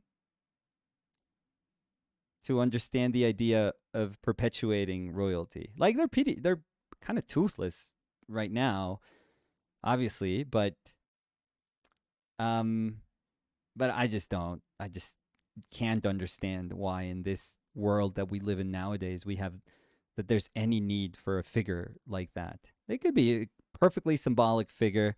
That's fine, but they could live like the rest of us. They don't have to live, you know. I don't know. And their obligations are usually more diplomatic. I mean, if their obligations are diplomatic, they can live like any other diplomat in this world. I don't know. I don't know. I'm not I can't be. I really do feel that if you if your own history comes from a country that was at some point like colonized, and people in your country were obliterated, or beliefs in your country and your history were just you know completely decimated by queen's orders, then it's very hard to like understand why that like a figure like that can be attractive. I don't know. I don't know. I'm not saying that the queen was particularly like or embodied that colonialist kind of sentiment, but I don't know. I don't know. Same way I feel about church, honestly. I really do. Same exact way I feel about church.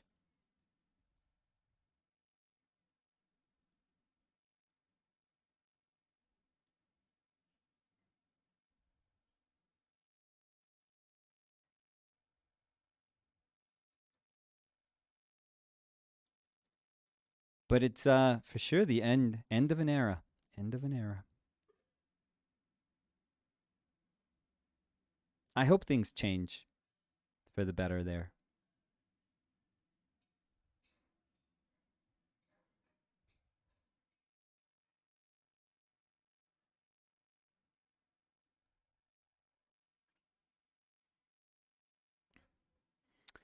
I'm running. Rowan says, like, let's get it back to painting. I'm running out of alizarin, and the shop near me only has Wintons and water mixables. Should I get Wintons even though I hate them? Short answer, yeah, you should. Yeah, you're fine. If you're gonna buy alizarin crimson or like permanent alizarin, I don't know which one you buy. You're fine with a Winton. It's just a little bit weaker, but you're gonna be fine. It's a transparent color to start with, so don't worry about it. Permanent red could work in lieu of alizarin. No, no, they're different. Permanent rose. Ah, it's rosier. I feel like roses are different from alizarins. So it's not quite the same. Um, Nicola says, "I just love history. Like her grandfather was born in 1865. Um, is that a particularly relevant year for you, Nicola, or that just feels like it's way too long ago?" Permanent rose is better than alizarin. I love Leah. It's dropping the hammer. I'm sorry, but permanent rose is better than alizarin. I don't know. That's like saying banana is better than apple. They're different. I'm sure it works better. By saying that, Leah, I'm getting to understand that it works better for you. But I've tried permanent rose and I've gone back to alizarin. So no, I mean like three people connect 2022 and 1865. Oh, I what? No, Nicola, you're missing me here. What's going on in 1865? What went on in 1865? I have no idea. So I need or maybe I'm not seeing it. I'm too dumb to see it, but I need more info.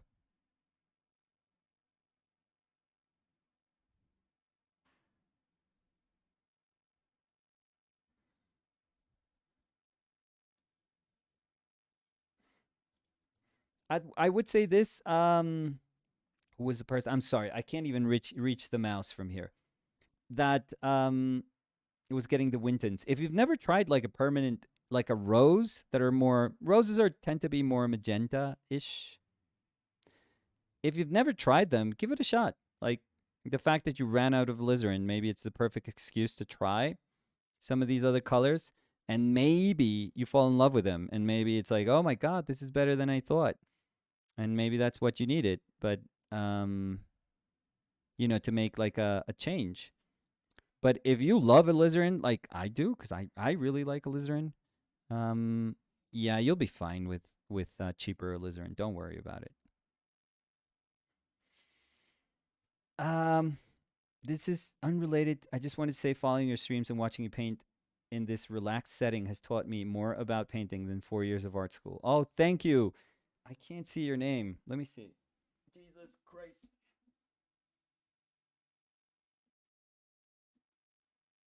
I can't do this. And then I have to do this. Okay. This is uh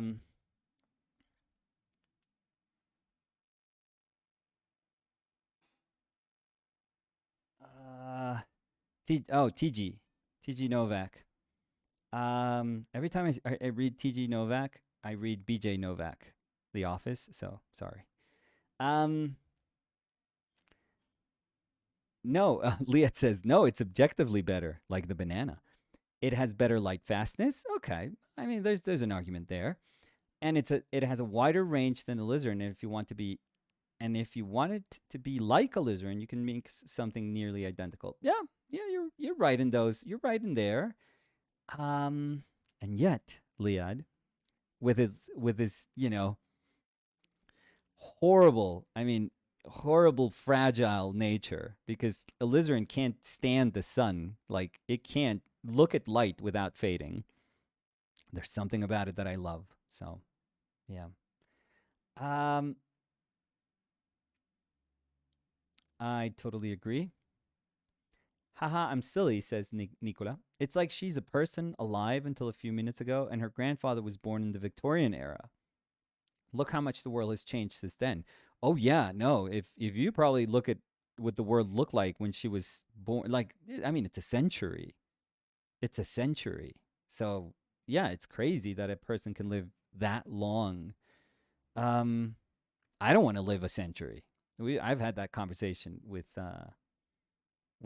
Danny. I have, you know, no reason to want to live till I'm. I mean, she was in good health, but I'm guessing like how stressed can you be if you're a queen? So that usually helps. Rich people that don't have like like weird health problems, they tend to live till they're very old, unless they're attacked by boars or something like that in their hunt. Um, but I don't. I don't want to. I just don't. Like that Sandman character. It's amazing. That episode is the best. I'm not even commenting because I don't want to spoil anything. If somebody has not watched it and wants to watch that one.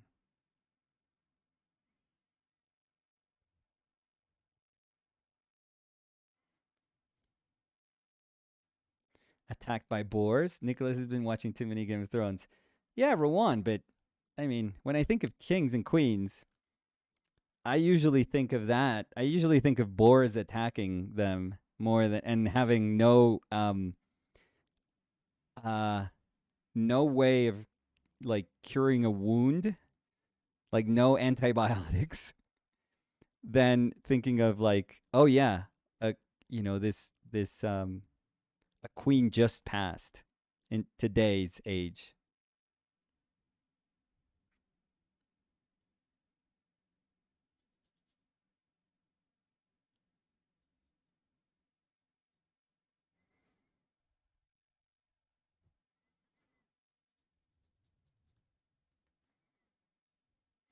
This isn't Game of Thrones, Nico. Haha. Well, it is, but I mean, it isn't. But let's be honest here. Let's be honest here. Um, Prince Henry, Prince Henry, is not liked because it's highly probable that he's not Princess Charles' son, and he's not liked because he's Diana's son, and he married outside royalty with like an actress that happens to be African American. So so many things that are just off about that. And the queen didn't accept that.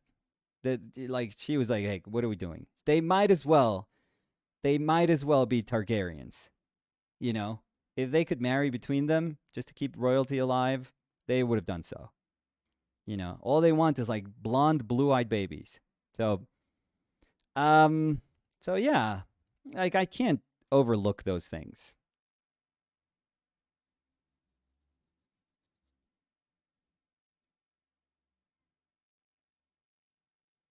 Comments like, "Oh, they married outside royalty. She's a peasant." Okay. Okay. 2022. And we speak about peasants. Again, might as well speak about boars.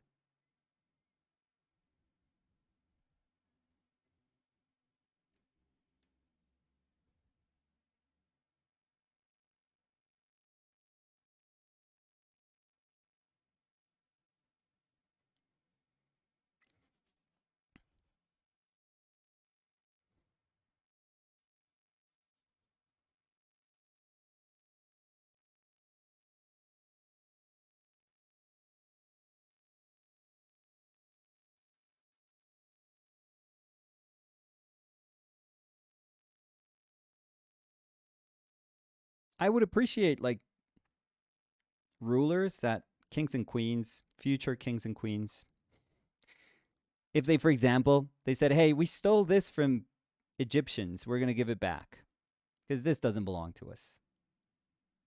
Like, here you go. This is all the art that we stole. You're going to give it back. And you could say, "Well, it's there, this is more beautiful at the National Gallery."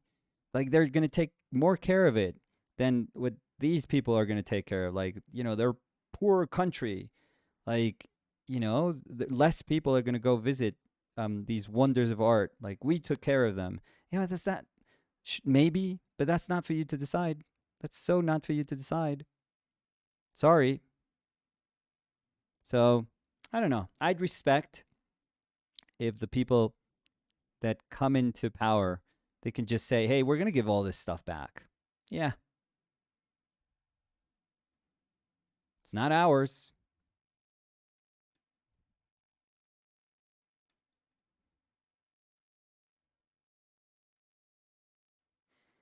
Dani, mi querido Ricardito, está enferma. Entonces, por ahí la oigo como un ratoncito. No sé si está trabajando. No sé, no está quieta, porque ella no se puede quedar quieta. Pero es que tiene una peste terrible. Le dio como inicialmente, como un dolor de garganta y después se le volvió como peste. Entonces, no peste como bubónica, pues. Se le volvió como una gripa, tos, pero entonces se tapó toda, no puede dormir, no puede respirar. Pero está bien, o sea, lo estoy haciendo sonar súper dramático, pero está bien, está bien. Sí, se va a recuperar. Rawan says, in my country, visual arts aren't a huge thing. We don't have a lot of heritage regarding that. Would you mind me asking, what's your country?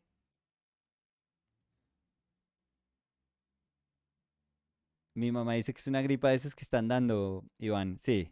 No, nosotros ya hemos pasado por COVID varias veces, entonces, ya, o sea, si fuera, o sea, ya es como, nos cuidamos, somos conscientes, somos socialmente conscientes. Dani no ha salido, pero pues no sé, ya le dio gripa. Lo que sea que le dio, ya le dio y ya estará saliendo y ya. Y a mí no me ha dado, yo estoy aquí como un cañón. Marcelo says, yesterday we celebrate 200 years of independence. For one of the ceremony, King Pedro, the first heart, was brought. King Pedro, the first heart, was brought from Portugal. So effing weird.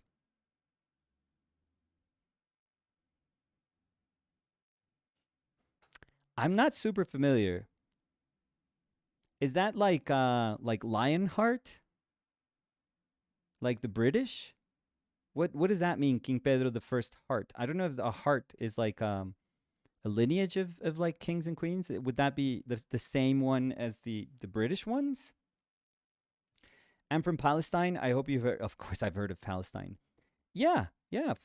Rwan, like we all have our own history. You probably, I mean, you probably have like a history of art, but because you know, I don't know if you're um, if it's because of religion, but there is like iconoclasm in the like Middle East. So there's not like a ton of history, like visual history. I'm not telling you anything you don't already know for sure, but yeah, but that's why there's no like visual history, and that's why it's more about patterns and like the most beautiful of patterns. But because in terms of religion, like you didn't represent like figures, so maybe that's what you say, that you don't have like a lot of history. But your history, I mean, if you're from Palestine, your history is the history of civilization. So you do have like the most enormous history in your culture. So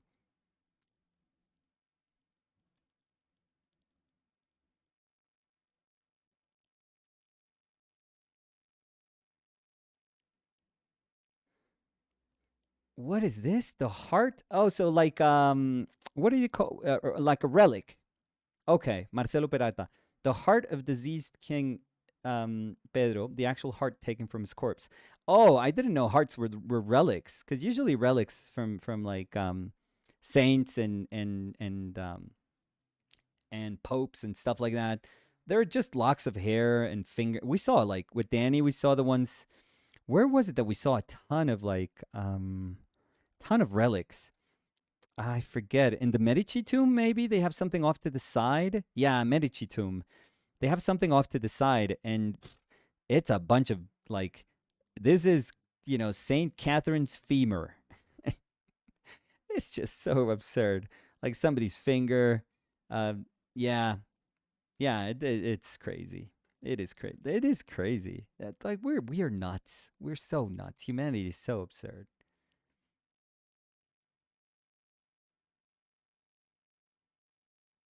Although I have to say, my mother, and I know my mother, if the queen, if she, well, she's conscious about the queen passing away, so she's probably glued to like television right now. Um, but my mother would keep our teeth, and she would keep. Uh, Eventually, she even kept like some. I think it was my sisters, my two sisters, maybe younger sisters.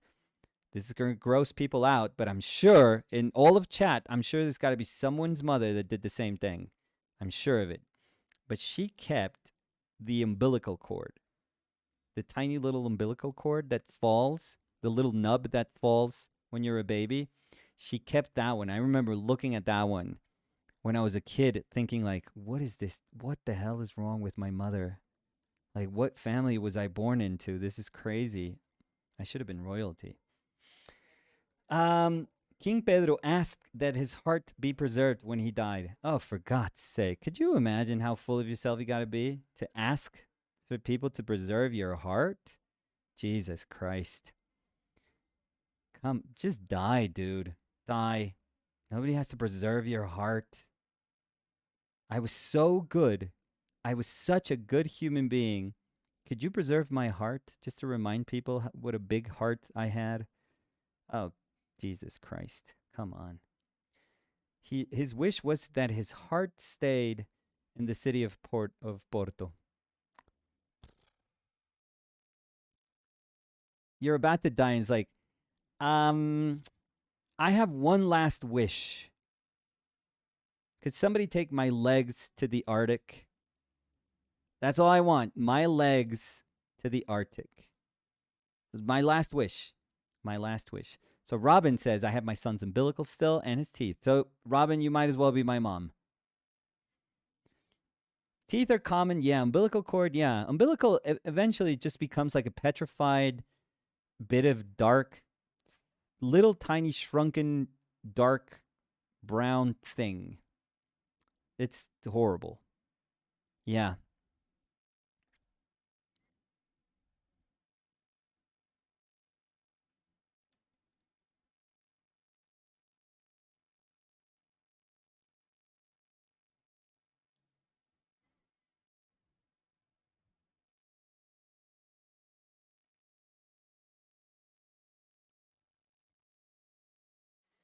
A lot of people here felt that we should leave his heart alone in Portugal. Why bring it here?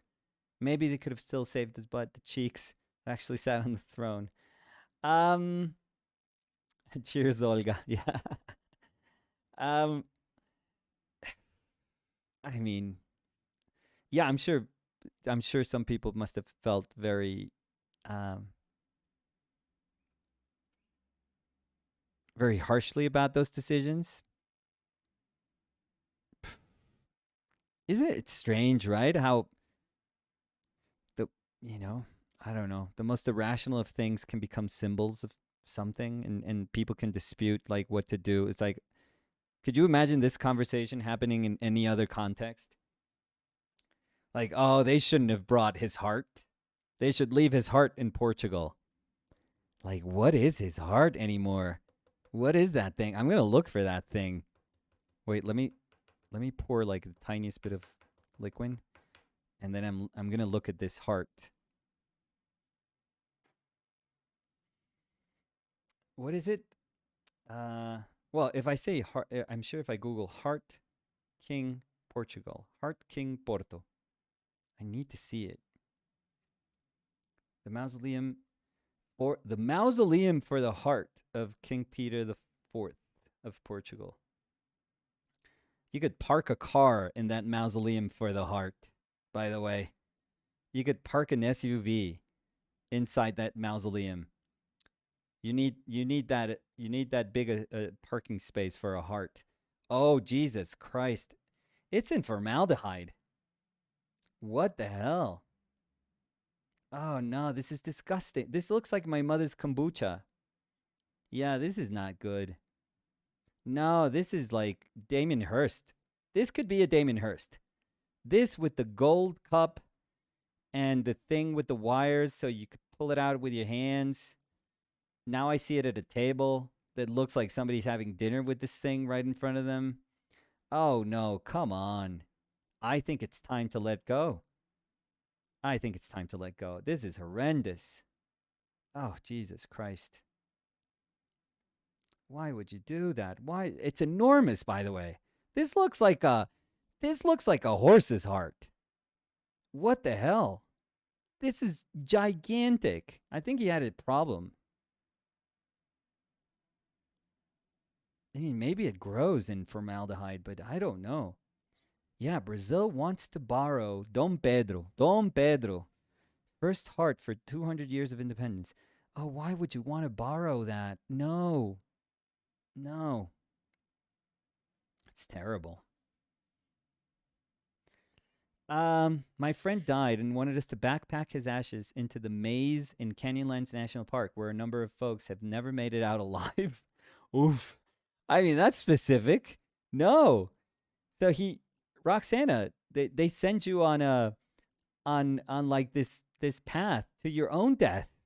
No. What the hell is that? No, I mean, you're a good friend. Like, Roxana, in all honesty, they're dead. They're not going to know if you did it or not. At least in my beliefs, you don't, you die and you die. So it's like dying, but not even having the satisfaction to know that you put your friends through hell. So that they spread your ashes. Like, I don't know. Nicolas Mijarovic, pozdrav. Not saying there are no good artists in our country. Come on. In Croatia, but when we look on a bigger scale, we could not compare with Spanish, Italian, Russian artists back in the day. Well, you could say that. Like many other countries could say that. No fear. That's if we compare to the greatest of traditions. For sure, we're going to feel like less, but it's our history nonetheless.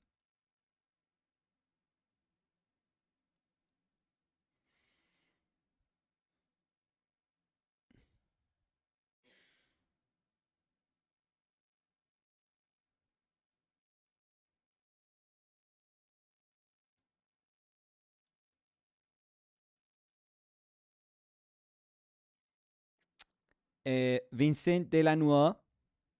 Hello, Nicolas. Danny is not here today. I hope she's all right. She's all right. She's she's here with me. She's here in the apartment. But no, she hasn't been feeling well. And in all honesty, like if she would have wanted to be here, she would be here. Like she set everything up because I can't set all this up without her. So I can't put the tripod. I can't like I don't have a way to start the video. So she's still like again a reminder that without her we're nothing. Absolutely nothing. Just a pile of flesh, like Don Pedro's heart. That's all I am without Danny. Um, but no, she hasn't been feeling well for a couple of days. She's okay. She's totally okay. Like this is not. I only say this because we know that she's fine. She's totally fine. It's not like she needs to go to the hospital or anything. No, she's fine. She's absolutely 100% fine. That's why we can joke about it and say no, she's here, but she's not feeling well, but she's fine.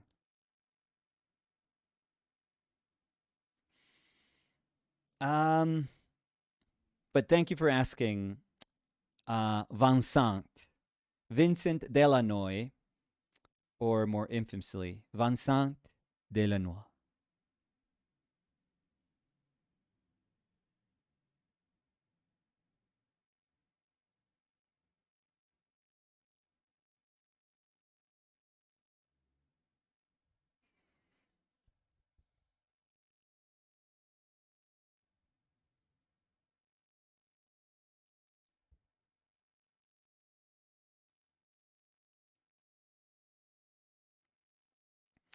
UK is going to have a king now. Yeah, it's been a century, right?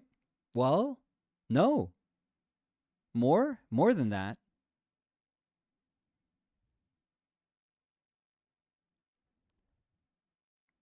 Who was the last king?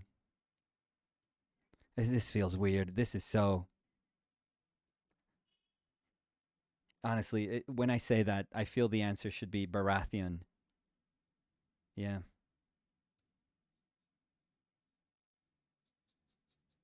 and the queen. Come on, the queen had to die. Oh, right, the dad. Yeah,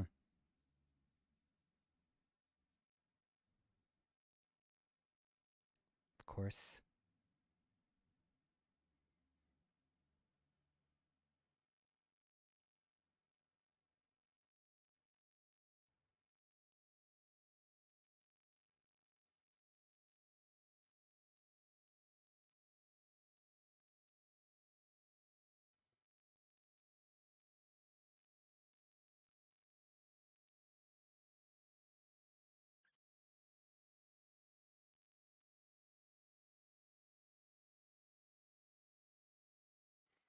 Okay, so I think I'm close to.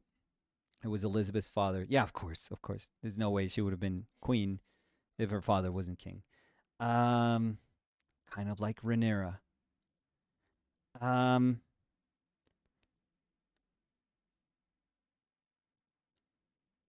I'm almost done. Yeah, I feel for. I want to be still respectful here, even though it's not. It's something that I probably understand very, very differently, and I hope people uh, that understand that the world is bigger. You know, the world is a very big place. Understand why, for example, colonized countries don't quite feel as keen to the idea of royalty, especially colonized countries where, you know, their native people were just exterminated um, by that colonizing. So I'm not. I can understand that they can be good people, good human beings, but I just don't understand the idea of royalty. I just can't wrap my head around it. Um, but for the people, I know that those same people that are very respectful of their own culture and their own history, and that they do love their royal family. I no, I feel for those people. If it means something to you that I couldn't possibly understand, I still need to be respectful. Um, so yeah, for the people that meant something, for the people that truly feel that that this is something that should be perpetuated, and you know, then I'm very sorry for that loss.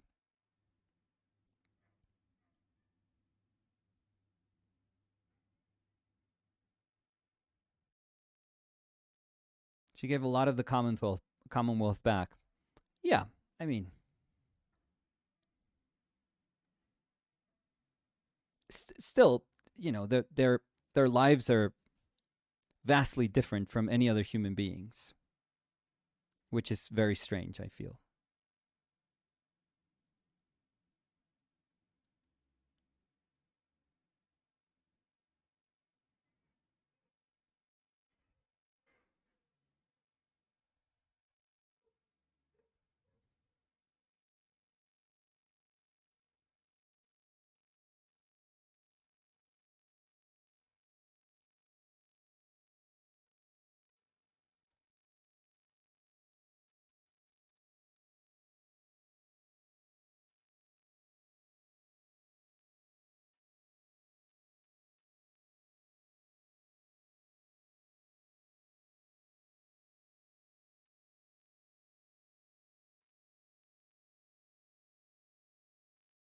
So, what are the chances that Prince Charles, King Charles, says, "No, I don't want this job"? Are they slim? Very slim?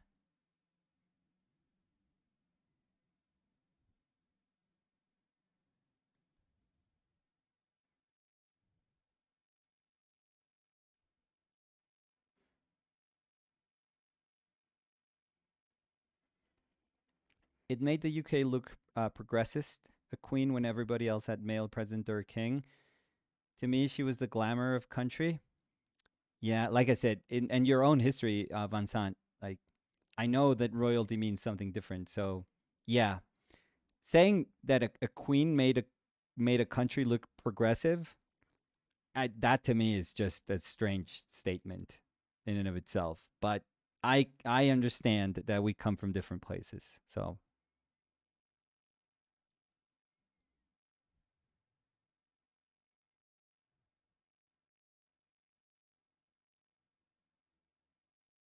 Charles has been waiting for so long. Really? Yeah. Nobody likes him. Why do I have this idea that nobody likes him?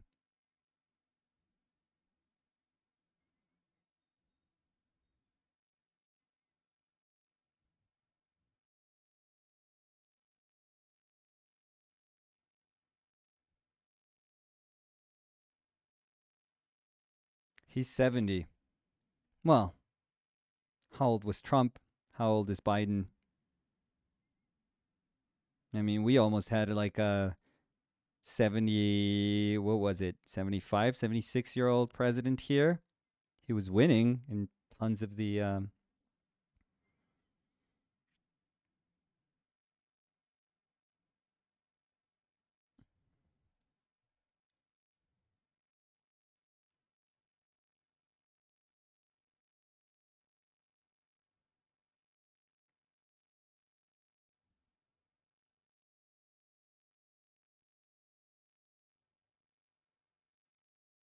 Guillaume. Nicolas, when you're doing an underpainting, how long do you have to wait before the paint on top? So this is going to be dry by tomorrow, Guillaume. This is going to be dry by tomorrow because it's liquid and liquid dries very, very, very quickly. And it's raw umber, and raw umber dries also quite quickly. So, title of the article in The Guardian: King Charles II expresses greatest sadness. Oh yeah, there we go.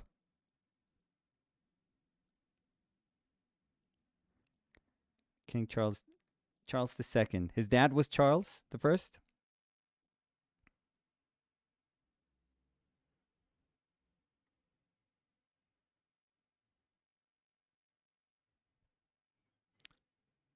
Well, they play God Save the Queen, so hard to not realize how relevant that is to, you know, their culture. Can I use looking for the base and linseed oil and solvent on the layers on top? I don't know how well linseed oil and solvent would adhere to liquid, so I'm going to say no.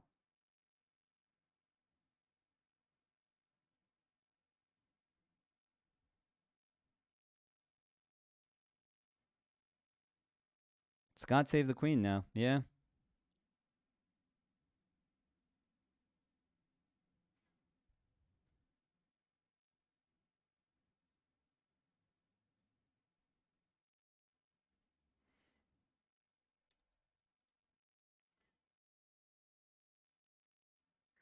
Okay, so I think I'm going to stop here. Um,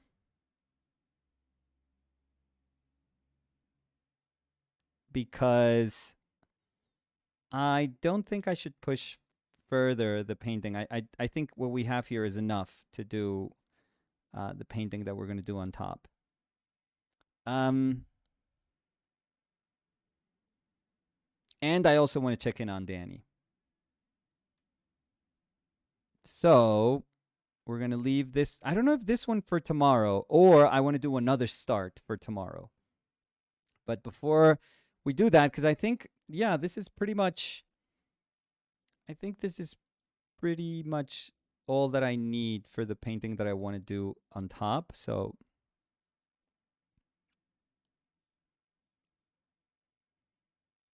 but let me check the messages to see if there's any last questions. Can try to answer those and then say goodbye.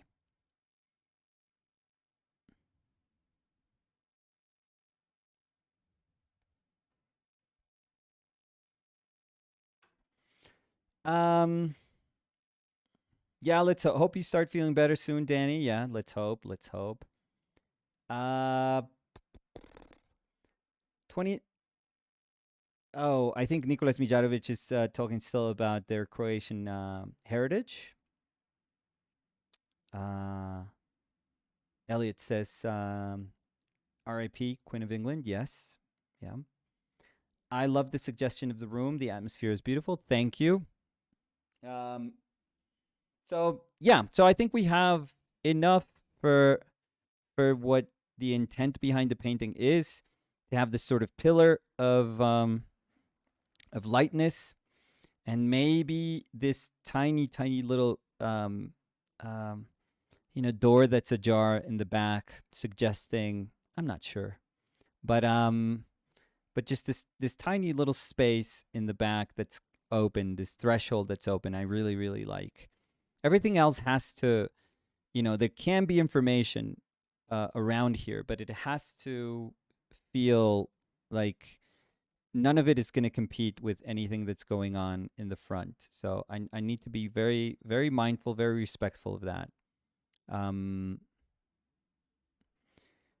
and um, and then in the execution of the portrait, I think I have everything laid down that makes me feel confident about just concentrating on features because I do want those to feel like accents. And then, like I said, meeting those two values, like having all of this almost like she's emanating from the inside, like light is emanating inside out. I think that's going to be a nice challenge for this painting. Um, but we'll see. We'll see. So what I think I'm going to do is have this as a start, the other one that we did of Fed and the Flowers as a start, and we're going to start another kind of simpler painting tomorrow, also with like a very bold, brushy, kind of chunky paint as our first layer, and then we'll draw on top of that one. But I think we're good here.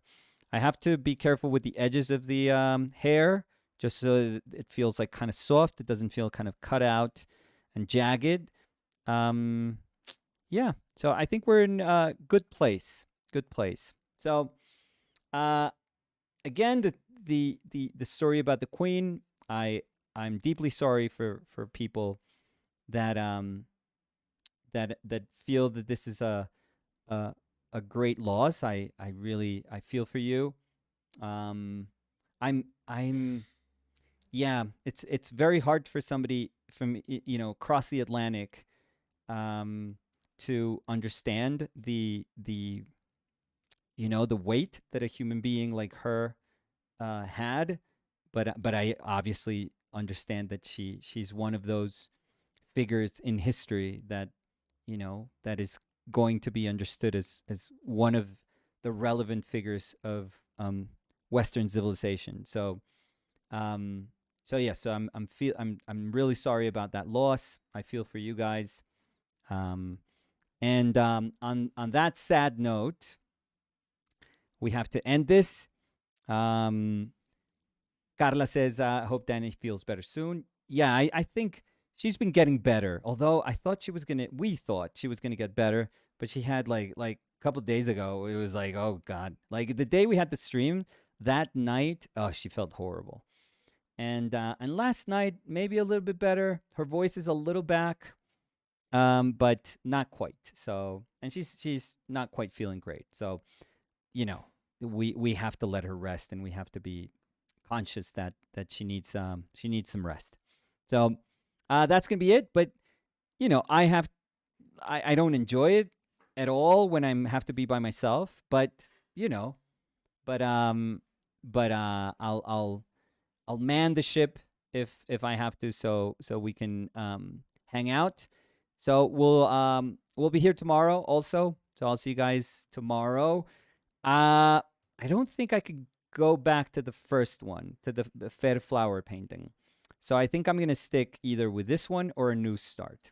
So we'll see. We'll see how that goes. So big hug to everyone. Have a great day.